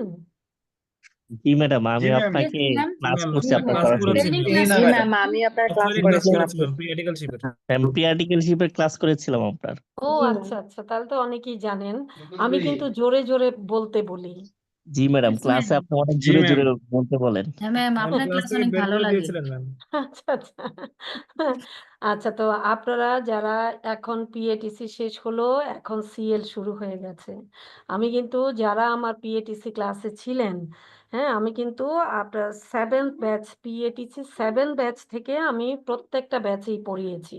তো আমাকে যারা চিনেন, আমি কিন্তু আপনাদের পিএটিসি ক্লাসে যথেষ্ট যথেষ্ট অনেকবার রিপিট করেছি যে আপনাদের পড়াশোনা শুরু করে দিতে হবে। তা আপনারা শুরু করেছেন? জি ম্যাম, শুরু জি ম্যাম করেছি। শুরু করেছি ম্যাম। এবং হচ্ছে প্রতিদিন 4 থেকে 5 ঘন্টা। জি ম্যাম ম্যাম, 4 ক্লায়েন্ট ঘন্টা থেকে তো আসে এত হয় সময় ম্যাম। পাই না, অ্যাটলিস্ট 2 ঘন্টা ম্যাম সময় দেই। না ম্যাডাম, না, আরো ম্যাডাম, বেশি লাগবে। যখন ক্লাস থাকে তখন ততটা সম্ভব হয় না। ফার্ম থেকে আসার পর আবার ক্লাসে একটা প্রেশার থাকে, অনেক সময় 11টা পর্যন্ত ক্লাস থাকে, সেক্ষেত্রে সবসময় হয় না, কিন্তু চেষ্টা করি ম্যাম। হ্যাঁ, তাহলে আপনি ক্লাস থাকলে যে কথাটা আমি বলবো, এই যে আজকে ক্লাস আছে, তা আপনার 8:30 থেকে 9টা পর্যন্ত ব্রেক ছিল না? ব্রেক ছিল? না ম্যাম, আমাদের ফার্স্ট ক্লাসটা শেষ হতে একটু লেট হয়েছে। 8:50-তে শেষ হয়েছে। ও, আজকে ব্রেক দেয় নাই? না ম্যাম। না, আচ্ছা ঠিক আছে, আমি ধরে নিলাম আজকে ব্রেক দেয় নাই, কিন্তু অন্যদিন ব্রেক তো দেয়। জি ম্যাম। হ্যাঁ, আমি আপনাদেরকে অনুরোধ করব, যারা সিএ পাশ করতে চাই আমরা, হ্যাঁ, আমরা কিন্তু বলেছি আমার সাথে যারা দেখা হয়েছে, আমি কিন্তু প্রমিস করিয়েছি যে আপনারা সিএ পড়তে আসছেন, পাশ করবেন, বলছেন না ইনশাল্লাহ? জি ম্যাম। তো এখন আমি আপনাদেরকে অনুরোধ করব, মাঝখানে যে আধা ঘন্টা ব্রেক থাকে, এই হাফ এন আওয়ারের মধ্যে আপনি কি করবেন, আপনি একটু নামাজটা সেরে নেবেন, ঝটপট কিছু খাওয়া দাওয়া করে নেবেন, কিছু না, রাতের খাবারটা সেরে নেবেন। এই দুটো কাজ হাফ এন আওয়ার যে ব্রেক আছে এর মধ্যে শেষ করবেন। এরপরে ক্লাস শেষ হয়ে যাবে 10:30টায়। 10:30টায় যখন ক্লাস শেষ হয়ে যায়, আপনি একদম 15 মিনিটসের মধ্যে ঝটপট রেডি হয়ে আপনি কি করবেন, ঘুমিয়ে যাবেন, ঘুমানোর জন্য বেডে চলে যাবেন। তাহলে আপনি 11টা থেকে ঘুমাচ্ছেন, 11টা থেকে ঘুমাইলে আপনার 6 ঘন্টা হয় কখন, 5টার সময়। জি ম্যাম। ঠিক 5টায় উঠে যাবেন, পারলে 4:30টায় উঠে যাবেন। উঠে ওই যে আমি বলেছি, মনে আছে আশা করি, উঠে সাথে সাথে শাওয়ার নিবেন। শাওয়ার না নিলে হবে না, গোসল না করলে হবে না, ঘুম আসতেই থাকবে, ঘুম আপনাকে চেপে ধরতে থাকবে। সো আপনি প্রথমেই গোসল করে ফেলবেন, গোসল করে এরপরে রেডি হবেন। তার মধ্যে আমি আপনাদেরকে এটাও বলেছি, ফজরের নামাজটা পড়ে নেবেন। হ্যাঁ, পড়ে এইবার একটু অল্পক্ষণ 5 মিনিট একটু কোরআন তেলাওয়াত করেন। আপনি সব কাজ সারতে হাফ এন আওয়ারের বেশি টাইম নেবেন না। এর মধ্যে শাওয়ার নেবেন, এর মধ্যে নামাজ পড়বেন, এর মধ্যে একটু কোরআন তেলাওয়াত করবেন। যে যেই ধর্মের হই, আমি সেই ধর্মের একটু কাজ করে নিব। করে 5:30টায় আপনি পড়তে বসেন। 5:30 থেকে 6:30, 7:30, 8:30। আপনার অফিস কয়টায়, 9টায় বা 10টায়, তাই না? ম্যাম বাসা থেকে জি ম্যাম, 9:30টায়। 9:30টায়। Yes, তাহলে ma'am, আপনি আমাদের 9টায় 9টা। বেরোতে গেলে দেখেন এখানে কিন্তু আপনি অনেকখানি টাইম পাচ্ছেন। এই টাইমগুলো নষ্ট করেন না প্লিজ, কারণ লাইফে টাইম কিন্তু মানে সীমাবদ্ধ, লিমিটেড টাইম নিয়ে আপনাকে দুনিয়াতে দেওয়া হয়েছে।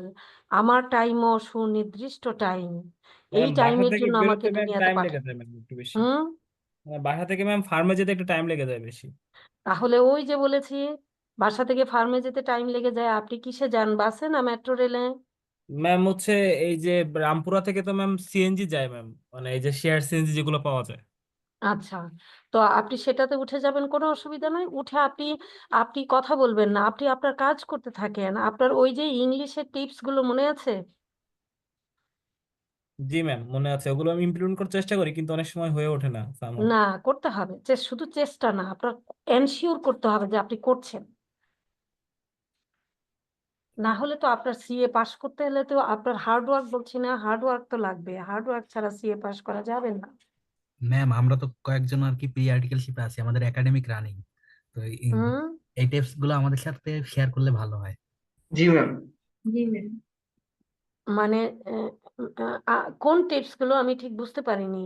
ম্যাডাম এই যে যাদেরকে বলছেন আর কি, মানে যেগুলো আপনি অলরেডি বলেছেন, আমরা যারা প্রি মানে একাডেমিক রানিং এবং প্রি আর্টিকেলশিপে আছি, আমরা তো কিছুই জানি না কি বলেছেন। ও আচ্ছা, প্রি আর্টিকেলে আছেন। আচ্ছা, তো এগুলো হচ্ছে আপনাদেরকে, ধরেন আপনি, তাহলে ঠিক আছে, আজকে আমরা কিছুটা টাইম, আমাদের এক ঘন্টা মোটামুটি আমরা পড়াশোনা করেছি। এখন হাফ এন আওয়ার আমরা একটু অন্য আলোচনা করি। সেটা হচ্ছে, ধরেন আপনি, আমরা কিন্তু জানি কম্পেয়ার টু আদার প্রফেশন, যারা আমার ক্লাস করেননি, আমি কিন্তু পিএটিসির প্রথম যে একটা ক্লাস দিই, এই ক্লাসটাই হচ্ছে মোটিভেশনাল টাইপ। মানে আমাকে আইসিবি বলছে যে একজন একজন স্টুডেন্ট, সে সিএ পড়তে আসছে, তাকে, সে সিএ পাশ করলে সে কেমন লাইফ লিড করতে পারবে, সে কি করতে পারবে জীবনে। তো এই বিষয়গুলো আপনাকে জানানো আমার কিন্তু একটা দায়িত্ব।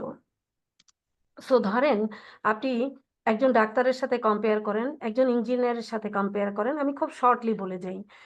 একজন বুয়েটে যে পড়ে সে কিন্তু করে না, কি করে না, সে কিন্তু চাকরি করে না, অফিস করতে হয় না, সে যখন ইউনিভার্সিটিতে পড়ে সে জাস্ট ক্লাস করে এসে পড়াশোনা করে। যে মেডিকেলে পড়ে, ঢাকা মেডিকেলে পড়ে, সে সকাল থেকে 2টা পর্যন্ত ক্লাস করে, বাসায় এসে পড়াশোনা করে, তাই না? এখন এই যে পার্থক্যগুলো আমাদের সাথে, একজন ডাক্তার বলেন, ইঞ্জিনিয়ার বলেন, একজন কম্পিউটার সায়েন্স বলেন, একজন বিসিএস ক্যাডার বলেন, তাদের সাথে আমাদের পেমেন্টের বিষয়টা হিউজ পার্থক্য। কিরকম? একজন ডাক্তার ডিএমসি থেকে পাশ করে, আমার সামনে আমি দেখেছি 40,000 টাকায় একটা ক্লিনিকে জয়েন করে, মাত্র 40,000 টাকা।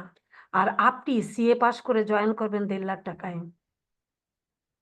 তাহলে এখন এই যে হিউজ পেমেন্টের ক্ষেত্রে যে হিউজ গ্যাপ, এই গ্যাপটা কেন? কারণ হচ্ছে আপনাকে ম্যাম যতটুকু হার্ডওয়ার্ক করতে হয় তাদের কিন্তু এতটা হার্ডওয়ার্ক নাই। আপনার সাথে তাদের পার্থক্যটা হলো আপনি অফিস করতে হয়, ক্লাস করতে হয় রাত 10:30 পর্যন্ত। তার মানে সকাল 9টা থেকে রাত 10:30 পর্যন্ত আপনি শুধুমাত্র অফিস আর ক্লাস। তাহলে আপনি পড়বেন কখন? ম্যাম একটু কিউরিয়াস, একটু জিজ্ঞাসা করি হ্যাঁ, ম্যাডাম, সিএ পাস হোল্ডারদের কি কোনো জব ইন্টারভিউ দেওয়া লাগে না, কোনো ইন্টারভিউ বোর্ডে বসা লাগে না? এইটা অনেক সময় আপনি ধরেন বিডি জবসের মাধ্যমে গেলেন, বিডি জবস থেকে গেলেন, তো ওখানে যদি 10 জন অ্যাপ্লাই করে তখন আপনাকে বোর্ডে বসতে হবে, ইন্টারভিউ দিতে হবে। কারণ আপনাকে 10 জন যেহেতু অ্যাপ্লাই করেছে আপনাকে একটু দেখে নিবে। কিন্তু নর্মালি অনেক সময় রেফারেন্সই হয়ে যায়। ধরুন আর আপনি ম্যাডাম পেমেন্টটা যে 6 ডিজিট, মানে এটা কি মানে মিনিমাম পেমেন্টই 6 ডিজিট? হ্যাঁ, আপনি এখনকার মার্কেট তো আপনি পাশ করলে 120 থেকে 150-তে জয়েন করবেন। এখনকার মার্কেট তো তাই। আমাদের সময় ছিল মানে 100,000। আমাদের সময় যেটা 2010-11 ছিল, আমরা তখন অনেকে 95, 1 লাখ এরকম জয়েন করেছি অনেকে। আমরা তাই করেছি। কিন্তু আপনি এখন তো 2009, 10, 11 এত বছর পরে এটা কি বাড়ে নাই? এখন তো 120-এর নিচে আমার আমার জানা মতে কেউ জয়েন করে না, করে নাকি? নর্মালি করে না। ম্যাডাম তখন তো আমাদের অনার্স মাস্টার্স এর রেজাল্ট আর ম্যাটার করবে না, তাই না? না না, ওইগুলা কোনো রেজাল্টই ম্যাটার করে না। আপনি জাস্ট সিএটা পাস করেন, 100টা ডিগ্রির ইকুইভ্যালেন্ট, ওটার চেয়ে আরো বেশি। কারণ এটা একটা প্রফেশনাল ডিগ্রি। কোনো রেজাল্টই এখানে কোনো কিছু করে না। আপনি শুধু সিএটা পাস করেন, কোনো রেজাল্ট আপনার কোনো কিছু করবে না। ঠিক আছে? আর এই ক্ষেত্রে যেটা আমি বলবো, তো এখন দেখেন আপনি যে একজন ডাক্তারের চেয়ে এত বেশি স্যালারি ড্র করবেন, তো তার মানে আপনার কিছু একটা এটার ভিতরে আছে। তো যদি কিছু একটা না থাকতো তাহলে তো দেশের সবাই সিএ হয়ে যেত, তাই না? তো কিছু একটা কি আছে, প্রচুর হার্ড ওয়ার্ক করতে হয়। হার্ড ওয়ার্ক কি? আপনাকে অফিস করতে হবে। আপনি সিএ স্টুডেন্ট মানেই হচ্ছে, আপনি সিএ তে ভর্তি হয়েছেন মানেই হচ্ছে আপনাকে full time office, full time না, ইভেন রাত 8টা বেজে যাবে আসতে আসতে। আপনি রাস্তায় আসতে আসতে বাসে বসে বসে ক্লাস শুনতেছেন, বাসায় এসে ফ্রেশ হচ্ছেন, ক্লাস শুনতেছেন, তারপরে রাত 10:30 পর্যন্ত ক্লাস শুনতেছেন, তাই না? ক্লাস করতেছেন। তো এই যে আহ, মানে চ্যালেঞ্জের জায়গাটাই হলো এইটা। মানে একজন ডাক্তার, ইঞ্জিনিয়ার বা আদার প্রফেশনের সাথে আমাদের চ্যালেঞ্জ হলো এই জায়গাটা যে আমরা পড়াশোনা করার সুযোগ কম, আমাদের সময় কম। এই জন্য বলি আপনারা যারা সিএ পড়তে আসছেন অবশ্যই অবশ্যই আপনাকে একটা টার্গেট নিয়ে পড়াশোনা করতে হবে। কিরকম? ধরুন আপনি 4 বছরে পাশ করবেন, আপনি 4 বছর সেট করলেন যে আমি এই 4 বছরে পাশ করব। ওকে, তাহলে এই 4 বছর মনে রাখবেন, একটা একটা সিঙ্গেল মোমেন্ট অফ টাইম আপনি নষ্ট করবেন না। সেকেন্ড তো দূরের কথা, সিঙ্গেল মোমেন্ট। আর সব সময় আপনার কাছে কিছু কিছু স্টাডি ম্যাটেরিয়াল রেডি থাকবে, কিছু হার্ড কপি থাকবে, কিছু আপনার মোবাইলে নেট থাকবে সব সময়। এগুলো দিয়ে আপনি পড়াশোনার মধ্যে এঙ্গেজ থাকবেন।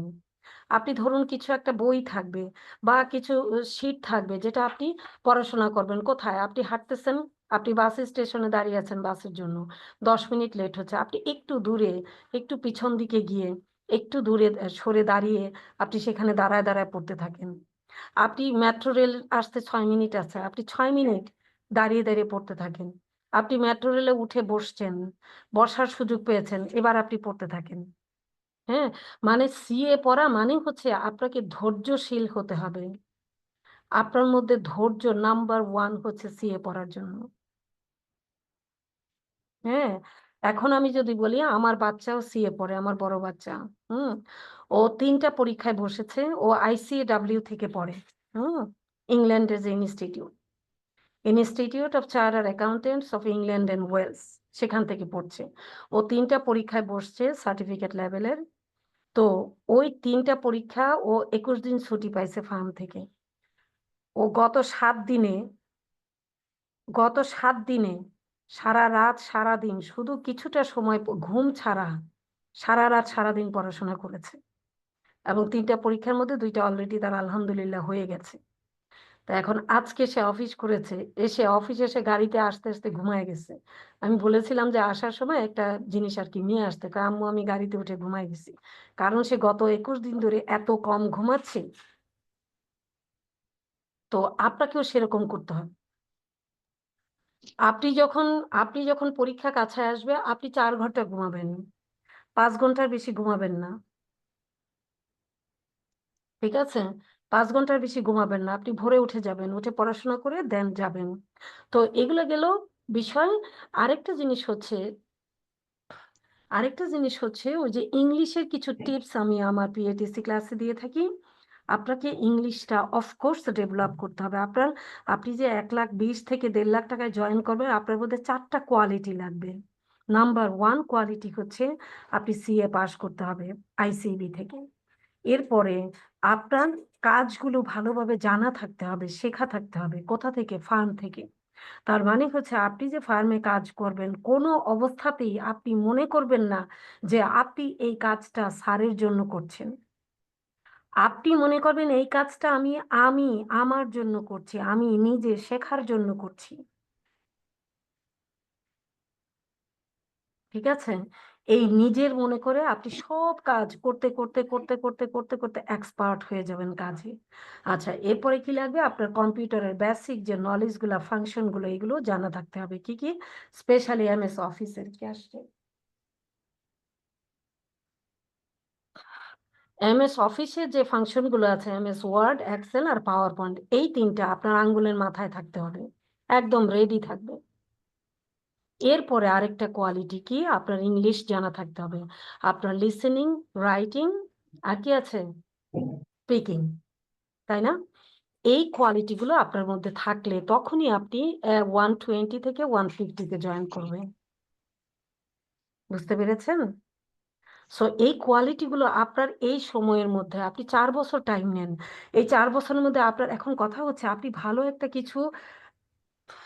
একটা কিছু পেতে যাচ্ছেন, তা আপনার কি স্যাক্রিফাইস করতে হবে না কিছু? কি স্যাক্রিফাইস করতে হবে? আপনি স্যাক্রিফাইস করবেন, আপনার কোনো ফেসবুক টাইম থাকবে না, আপনার কোনো ইনস্টাগ্রাম অ্যাকাউন্ট থাকবে না, আপনার কোনো সোশ্যাল মিডিয়ায় কোনো জায়গাতেই আপনি থাকবেন না, এগুলো সব বন্ধ করে দেন। আপনার কোনো ফ্রেন্ডস থাকবে না, আপনার কোনো কফি শপ থাকবে না, আপনার কোনো ঈদ থাকবে না, আপনার কোনো উইকেন্ড থাকবে না। 4 বছরকে স্ট্রেট লাইন ধরে নেন, যে একটা স্ট্রেট লাইন হলো আমার এই 4 বছর।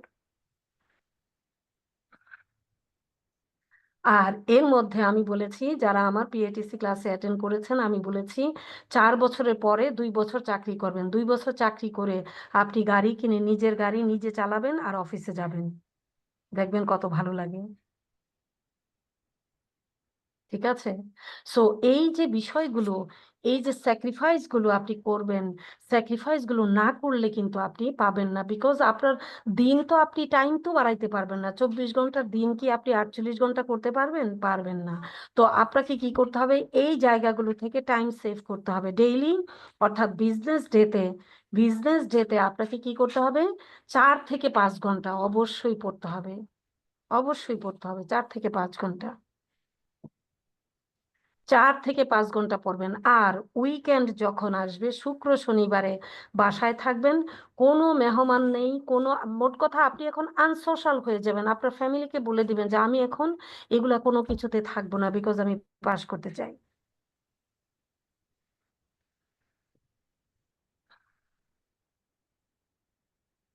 হ্যাঁ, বিকজ আপনি পাস করতে চান, বলে দিবেন, দেখবেন তারা সেগুলো ম্যানেজ করছে। আপনার মাকে শুধু বলে দিবেন যে আমি এখন পড়াশোনা করব, কোনো মেহমান টেহমান কাউকে আমি অ্যাটেন্ড করতে পারবো না, এগুলো তোমরা একটু দেখে নিও। দেখবেন ওনারা সব করতেছে, আপনি আপনার রুমে থাকবেন, শুধু পড়াশোনা, শুধু পড়াশোনা। একটা দিন ছুটি পেয়েছেন, যেই দিন ছুটি পেয়েছেন 14 থেকে 15 ঘন্টা পড়াশোনা করবেন। আপনাকে কেউ ঠেকাইতে পারবে না সিএ পাস করা, কেউ পারবে না। আমার কথাগুলো শুনতে পাচ্ছেন আপনারা? জি ম্যাম, শুনতেছি ম্যাম। জি ম্যাডাম, শুনতে পাচ্ছি। হ্যাঁ, এই হলো তো এই 4টা কোয়ালিটির মধ্যে একটা হলো ইংলিশ। আর ইংলিশটা কিভাবে ডেভেলপ করবেন দেখেন, আমি যদি আর একটু ডিটেল বলতে চাই, জানেন আমি আমি যেখান থেকে পড়াশোনা করে এই ঢাকা শহরে এসেছিলাম, সেখানে ইলেকট্রিসিটি ছিল না, সেখানে রাস্তা ছিল না, সেখানে বন্যায় পানি উঠে যেত। এই পানির উপর দিয়ে হেঁটে হেঁটে, সেই কোমর পানি দিয়ে হেঁটে হেঁটে ভিজে ভিজে স্কুলে যাইতাম। তা আমি যেহেতু এমন জায়গা থেকে ম্যাট্রিক পাশ করে ঢাকায় এসে সিএ পাশ করতে পেরেছি, আপনি যেখান থেকেই আসেন, আমি ক্লাসে কিন্তু কাউকে জিজ্ঞেস করি না যে আপনি কোন ইউনিভার্সিটিতে আসছেন, আপনার নাম কি, আপনার ফার্মের নাম কি, এগুলো আমি জিজ্ঞেস করি না। কেন জানেন? কারণ হচ্ছে এগুলো জিজ্ঞেস করাটা ঠিক না। আমি যখন আমি যখন যেখানে কাদা রাস্তা ছিল, যেখানে পানি ছিল, যেখানে হারিকেন ছিল, কেরোসিন তেল ছিল, সেই জায়গা থেকে এসে যখন আমি পাশ করতে পেরেছি, আপনি ঠাকুরগাঁও থেকে আসেন, রংপুরের ওই মাথা থেকে আসেন, টেকনাফ থেকে আসেন, ওইদিকে তেঁতুলিয়া থেকে আসেন, আপনি বান্দরবন থেকে আসেন, এসে আপনি সিএ পড়েন, আপনিও পাশ করতে পারবেন। শুধুমাত্র আপনার দরকার হার্ড ওয়ার্ক। আপনাকে হার্ড ওয়ার্ক করতে হবে। এই যে বিজনেস ডেতে একজন সিএ স্টুডেন্ট তো কোনোভাবেই, একজন সিএ স্টুডেন্টের পক্ষে 5 ঘন্টার বেশি টাইম বের করা ইম্পসিবল। এই জন্য আমি বলে থাকি 4 থেকে 5 ঘন্টা। 5 ঘন্টাও বের করা ডিফিকাল্ট। যেদিন পারবেন সেদিন 5 ঘন্টা পড়বেন, আর যেদিন মনে করেন পড়তে পারেন নাই, সেদিনও অ্যাটলিস্ট 3 ঘন্টা পড়বেন। ঠিক আছে? সো এইভাবে পড়াশোনা করেন। আর ইংলিশের টিপস যেগুলো, সেগুলো হচ্ছে আপনি যখন ওই যে বলেছেন, কেউ একজন বলেছেন যে অনেক দূরে বাসা, তো আপনি রাস্তায় যেতে যেতে আপনি যে ডিজনিল্যান্ডের কিছু মুভি আছে বাচ্চাদের, অ্যানিমেশন মুভি আছে না, বাচ্চারা যে দেখে, হ্যাঁ, এই মুভিগুলোতে আপনার সাবটাইটেল গুলো লেখা থাকে এবং ওরা বাচ্চারা একটু আস্তে আস্তে কথা বলে, ওই অ্যানিমেশন মুভিতে স্লো মোশনে কথা বলে। এই কথাগুলো আপনি শুনবেন। আর হলো আপনি ম্যাম ধরুন, মুভিটার নেম কি? অ্যানিমেশন? না, অ্যানিমেশন মুভি যেগুলা, মুভিটার নাম না, অনেক নাম আছে, মানে ওই যে ই দিয়ে বানানো, এটাকে কি বলে, ওই যে মানে অ্যানিমেটেড মুভস এর কথা কার্টুন বলছি ম্যাম। অ্যানিমেটেড। হ্যাঁ।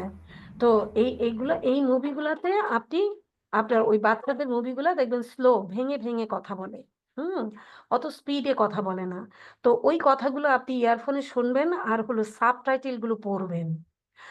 আপনি যখন প্রতিদিন প্রতিদিন রাস্তাঘাটের সময়গুলো এই মুভি দেখাতে স্পেন্ড করেন, তাহলে আপনার ইংলিশটা অটোমেটিক্যালি ডেভেলপ হতে থাকবে। আর আধা ঘন্টা আপনি ইংলিশ জোরে জোরে পড়তে হবে, তাহলে আপনার স্পিকিং পাওয়ারটা বাড়বে।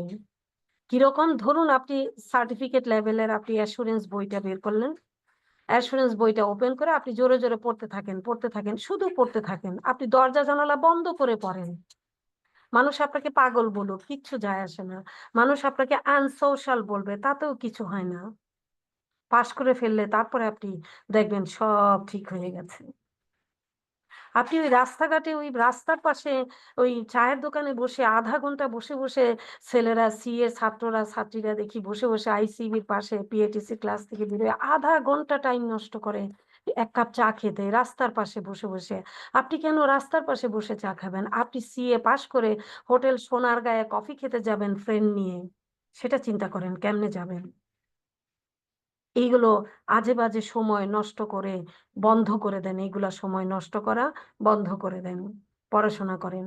বিকজ আপনি, আমি আমি কেন সিএ পড়তে এসেছি এটা যদি আমি আপনাকে বলি, আমি শুধুমাত্র অনেস্ট থাকার জন্য। আমি শুনেছিলাম আমি যখন পড়তে এসেছি তখন শুনেছি সিএ পাশ করলে লাখ টাকা বেতন পাওয়া যায়। তো আমার মনে হতো আমি কেন পাশ করি না, আমি কবে পাশ করব, প্রতিদিন আমি এটা চিন্তা করতাম। ঠিক আছে?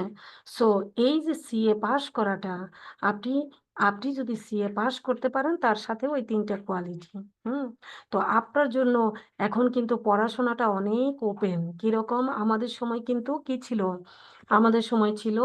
আমাদের সময় বছরে 2টা পরীক্ষা হতো, আমাদের একটা লেভেলের সবগুলা পরীক্ষা একবারে দিতে হতো এবং প্রত্যেকটা পরীক্ষা একবারে পাস করতে হতো, যেটা খুবই প্যাথেটিক ছিল, মানে সিরিয়াস প্যাথেটিক। কিরকম?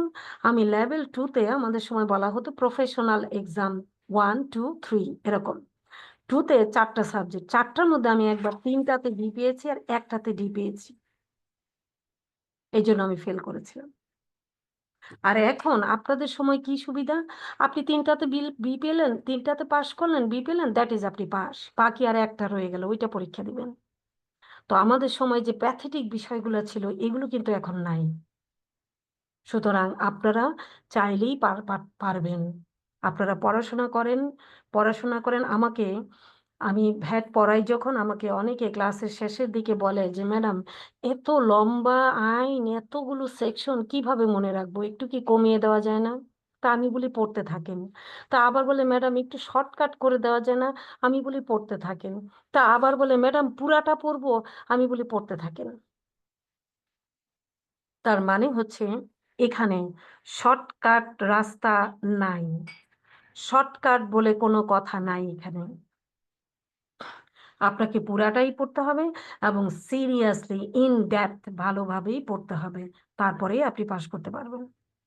ম্যাডাম একটা ব্যাপার বলি, কিছু কিছু টপিকে অনেক লম্বা সেশন শুনতে গিয়ে মানে আহ, মানে আগ্রহটা ধরে রাখা সম্ভব হয় না, মানে অনেক সময় খুব বোর লাগে। তো যখন টপিক গুলো আসলে বুঝতে পারি না বা একটু কম বুঝতে পারি, খালি হুম শুনেই যাচ্ছি 3 ঘন্টা ধরে, তো হয় না যে এনার্জিটা আর থাকে না। তো এই ব্যাপারে আপনার কিছু টিপস শোনেন, আছে বা কিছু? এই যে হ্যাঁ, এই ব্যাপারে কথা হচ্ছে, এখন আপনি বুঝতে পারেন না, আপনি স্যারকে জিজ্ঞেস করুন, প্রথম কথা। দ্বিতীয় কথা হচ্ছে আপনারা কি মানে আমরা তো গ্রামের মানুষ, বিশেষ করে আমি কিন্তু যথেষ্ট, আমার এইজ, আমি অ্যাবাউট 50। হুম, আমি গ্রামে বড় হয়েছি। আমি কিন্তু করলা খেতে পারি, কলা খেতে পারি, তেঁতুল খেতে পারি, জাম্বুরা খেতে পারি, বেল খেতে পারি, সব খেতে পারি। এখন এই ঢাকা শহরে আমার ঘরে আমার ছেলে মেয়ে, আমার বাচ্চারা করলা দেখলে ওরা টেবিল থেকে উঠে চলে যায়। এখন কথা হচ্ছে করলাটা খুবই ইম্পর্টেন্ট একটা ঔষধি ভেজ। সো এই করলাটা আপনার স্বাস্থ্যের জন্য ভালো, এটা খাইতে হবে, এটা দরকার, তিতা লাগলেও খেতে হবে। এখন আপনি সিএ পড়তে আসছেন, আপনার ভালো লাগে না এরকম কোনো শব্দ আপনার মধ্যে থাকবে না। আপনার মধ্যে থাকবে আমি সিএ পড়ি, আমার এইটা করলা হলেও তিতাটা খেতে হবে। আমি বলে থাকি অনেক সময় ক্লাসে যে দেখেন আজকের ক্লাসটা হবে করলা টাইপের ক্লাস। আমার কিছু কিছু ক্লাস স্টুডেন্টরা বেশ এনজয় করে, কিন্তু কিছু কিছু ক্লাসে আমি দেখলেই, তাদের চেহারা দেখলেই বুঝতে পারি যে তারা ক্লাসটা এনজয় করতে পারছে না। হ্যাঁ, তো আমি তখন বলি যে দেখেন আজকের ক্লাসটা হচ্ছে করলা ক্লাস। তো এখন আপনি সিএ পড়েন, প্রথমেই আমি বলেছি আপনার ধৈর্য থাকতে হবে, আপনার পেশেন্স থাকতে হবে, তো করলা খাওয়ারও অভ্যাস করতে হবে, কারণ এটা ঔষধি ভেজিটেবল। আপনার ভালো লাগে না, আপনার ইচ্ছে করছে না, এই ধরনের ওয়ার্ডগুলো আপনার মধ্যে থাকবে না, বিকজ আপনি এনাফ ম্যাচিউর। আপনি একটা আপনি একটা এমন ডিগ্রি আপনি এমন একটা ডিগ্রি নিতে যাচ্ছেন যেটা ওয়ার্ল্ডে, নট অনলি ইন বাংলাদেশ, ওয়ার্ল্ডে রিকগনাইজড একটা প্রফেশন। বাংলাদেশ থেকে পাশ করে বিভিন্ন দেশে বহু চার্টার অ্যাকাউন্টেন্ট হিউজ স্যালারিতে তারা চাকরি করে, হিউজ। বাংলাদেশে তো 1-1.5 লাখে জয়েন করে, আমাদের দেশেও 7 লাখ 8 লাখ টাকা স্যালারি পায় এফসি এরা, বহুত আছে এরকম। ভালো ভালো ফার্ম যেগুলোতে তারা দেখা যায় 10 লাখ 15 লাখ 20 লাখ ড্র করছে মান্থলি।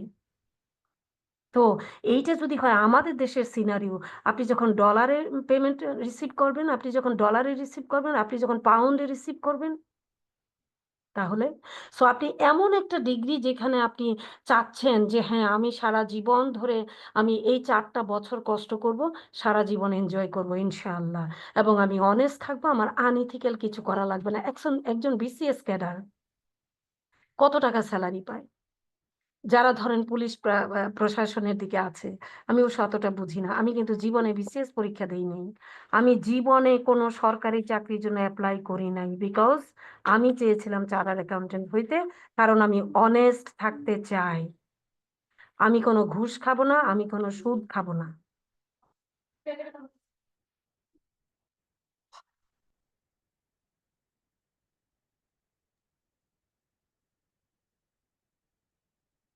তো এই যদি হয় আপনার টার্গেট যদি হয় এটা, যে আমি সি এর মতো একটা ডিগ্রি আর্ন করবো, আর সিএটাকে বলা হয়ে থাকে একটা এলিট গ্রুপ বা রয়্যাল প্রফেশন, এটাকে রাজকীয় প্রফেশন বলা হয়। তা আপনি এমন একটা গ্রুপের মেম্বার হবেন, আপনি রাজকীয় একটা প্রফেশনাল হবেন, সেক্ষেত্রে আপনাকে স্যাক্রিফাইস করতে হবে, এইগুলো আপনার সহ্য করতে হবে। ভালো লাগছে না তারপরেও ক্লাস করতে হবে, পড়তে ইচ্ছা করছে না সাবজেক্ট চেঞ্জ করে তাইলেও পড়বেন। মানে যখন দেখবেন কোনো একটা সাবজেক্ট আপনি বুঝতে পারছেন না, সাবজেক্টটাতে পড়তে পড়তে আপনি আটকায় যাচ্ছেন, পড়াটা আগাচ্ছে না, আপনি বাদ দেন এই সাবজেক্ট পড়া, অন্য একটা সাবজেক্ট নেন, বাট আপনি পড়তে হবে। আমার কথা কি বুঝতে পারছেন?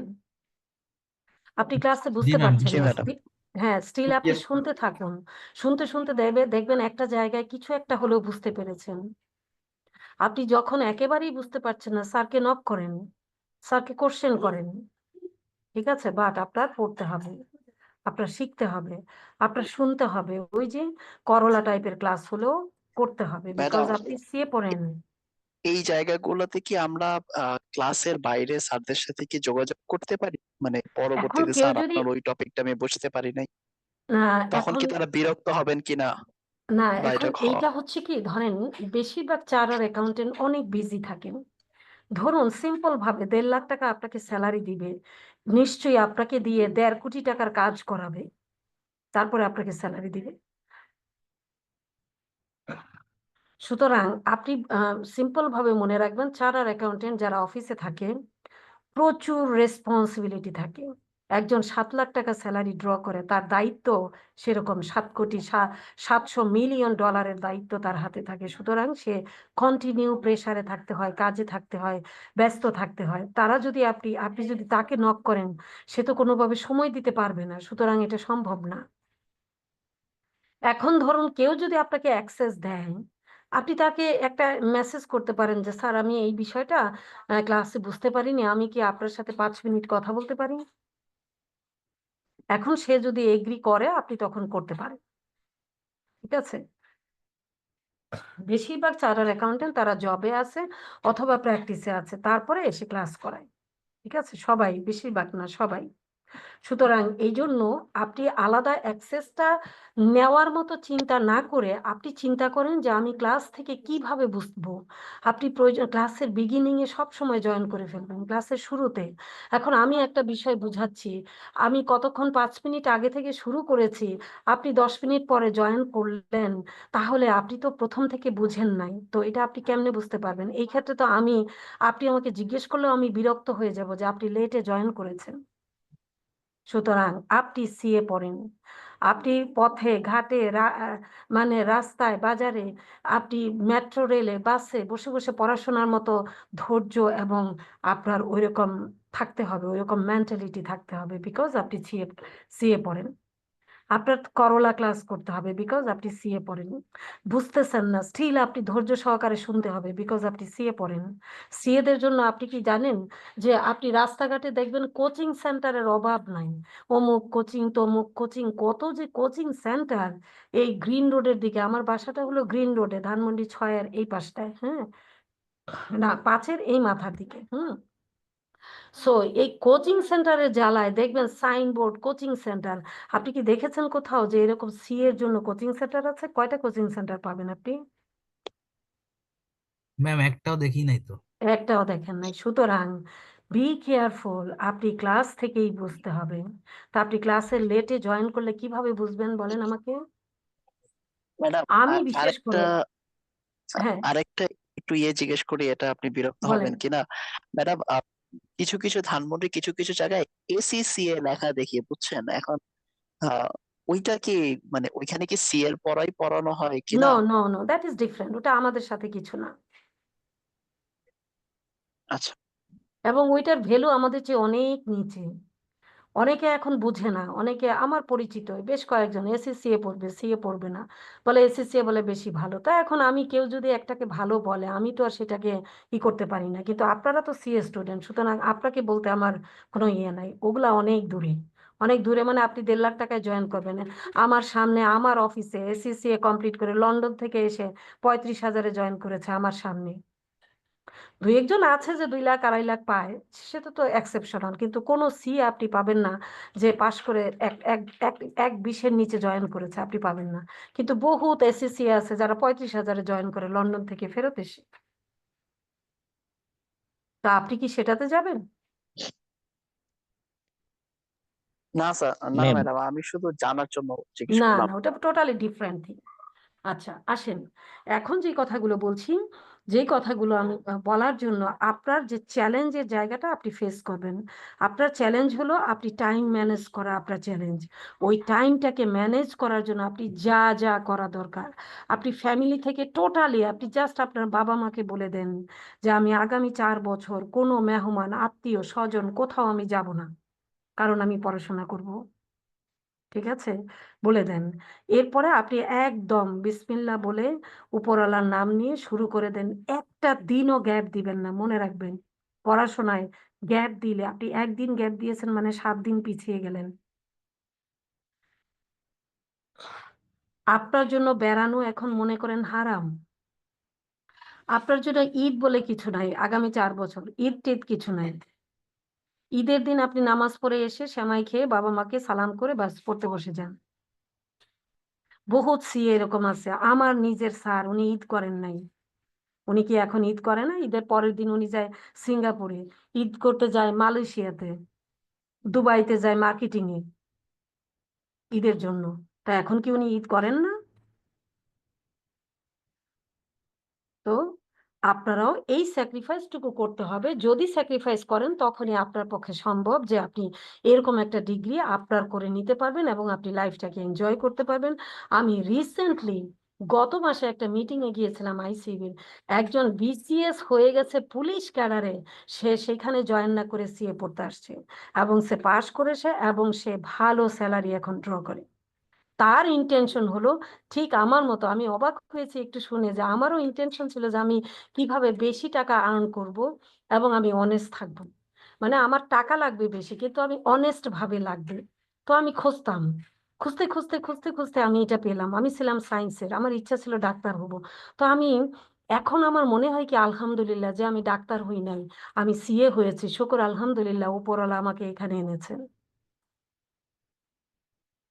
বুঝতে পেরেছেন? লাস্ট কথা হলো এগুলা নিজেকে প্রকাশ করার জন্য বলছি না, এগুলো আপনাকে এনকারেজ করার জন্য বলছি। আমি সিএ পাস করেছি সায়েন্স থেকে এসে, 10 বছর চাকরি করেছি। আমি এখন রিল্যাক্স করি। 10 বছর আমি ফ্ল্যাট কিনেছি, আমি গাড়ি কিনেছি, আমি 14টা দেশ ভিজিট করেছি, আমি আমার মায়ের জন্য 40 লক্ষ টাকা খরচ করেছি, আমি আমার মাকে ওমরা করিয়েছি, আরো টুকি টাকি অনেক কিছুই করেছি যেগুলা হিসাবেরও বাইরে। এরকম কোনো প্রফেশন কি আপনাদের জানা মতো আছে যেখানে 10 বছর চাকরি করে বলবে এবার আমি রিল্যাক্স করব? No ma'am. নাই। তো আপনি এমন একটা প্রফেশনকে, আপনি এমন একটা প্রফেশনের মেম্বার হতে চাচ্ছেন বা হবেন, তা আপনি স্যাক্রিফাইস না করেই হয়ে যাবেন কিভাবে আশা করেন বলেন তো? কিভাবে আশা করেন? এটা কি আশা করা ঠিক? না ম্যাম। কখনোই না। সুতরাং আজকে এই পর্যন্ত। আমরা কিন্তু সিরিয়াসলি সিরিয়াসলি নেক্সট ক্লাস থেকে শুধু পড়াশোনা হবে আর গল্প হবে না, ঠিক আছে? আজকে একটু যেহেতু অনেকে আমার পিএটিসি ক্লাসে ছিলেন না হয়তোবা, এই জন্য কিছুটা গল্প করলাম। হ্যাঁ, তো সবাই আমরা ভালো থাকবো। আর পড়াশোনা, শুধু ম্যাম পড়াশোনা, পড়াশোনা আর পড়াশোনা। Thank you. Ma'am ma'am hmm hmm last স্লাইডে একটা কোশ্চেন করতে যাচ্ছিলাম, লাস্ট যেমন স্লাইড কোনটা? এই যে স্কেজুয়ালের ম্যাম, হ্যাঁ যেমন বলেন, স্কেজুলে। ম্যাম একটার রুলস, এই দুটো জিনিস ম্যাম বুঝিয়েছেন, ধন্যবাদ। আমি ম্যাম স্কেজুলটাও অনেকদিন ধরে খুঁজতে চাচ্ছি যে ট্যাক্স অ্যাক্টেও দেখেছি যে ওখানে স্কেজুয়াল আলাদাভাবে আছে, আবার বিভিন্ন অ্যাক্টের পরেও স্কেজুয়াল আছে। তো আমি স্কেজুয়াল বলতে কি বোঝায় বা এটার বিস্তারিত যদি কাইন্ডলি একটু বলতেন ম্যাম। মানে স্ক্যাজুল হচ্ছে কিছু কিছু আইনের সাথে তফসিল নামে আলাদা একটা, মানে এই আইনটার সাথে, আইনের সাথে 2টা 3টা লিস্ট, মানে এটা হচ্ছে পণ্যের লিস্ট।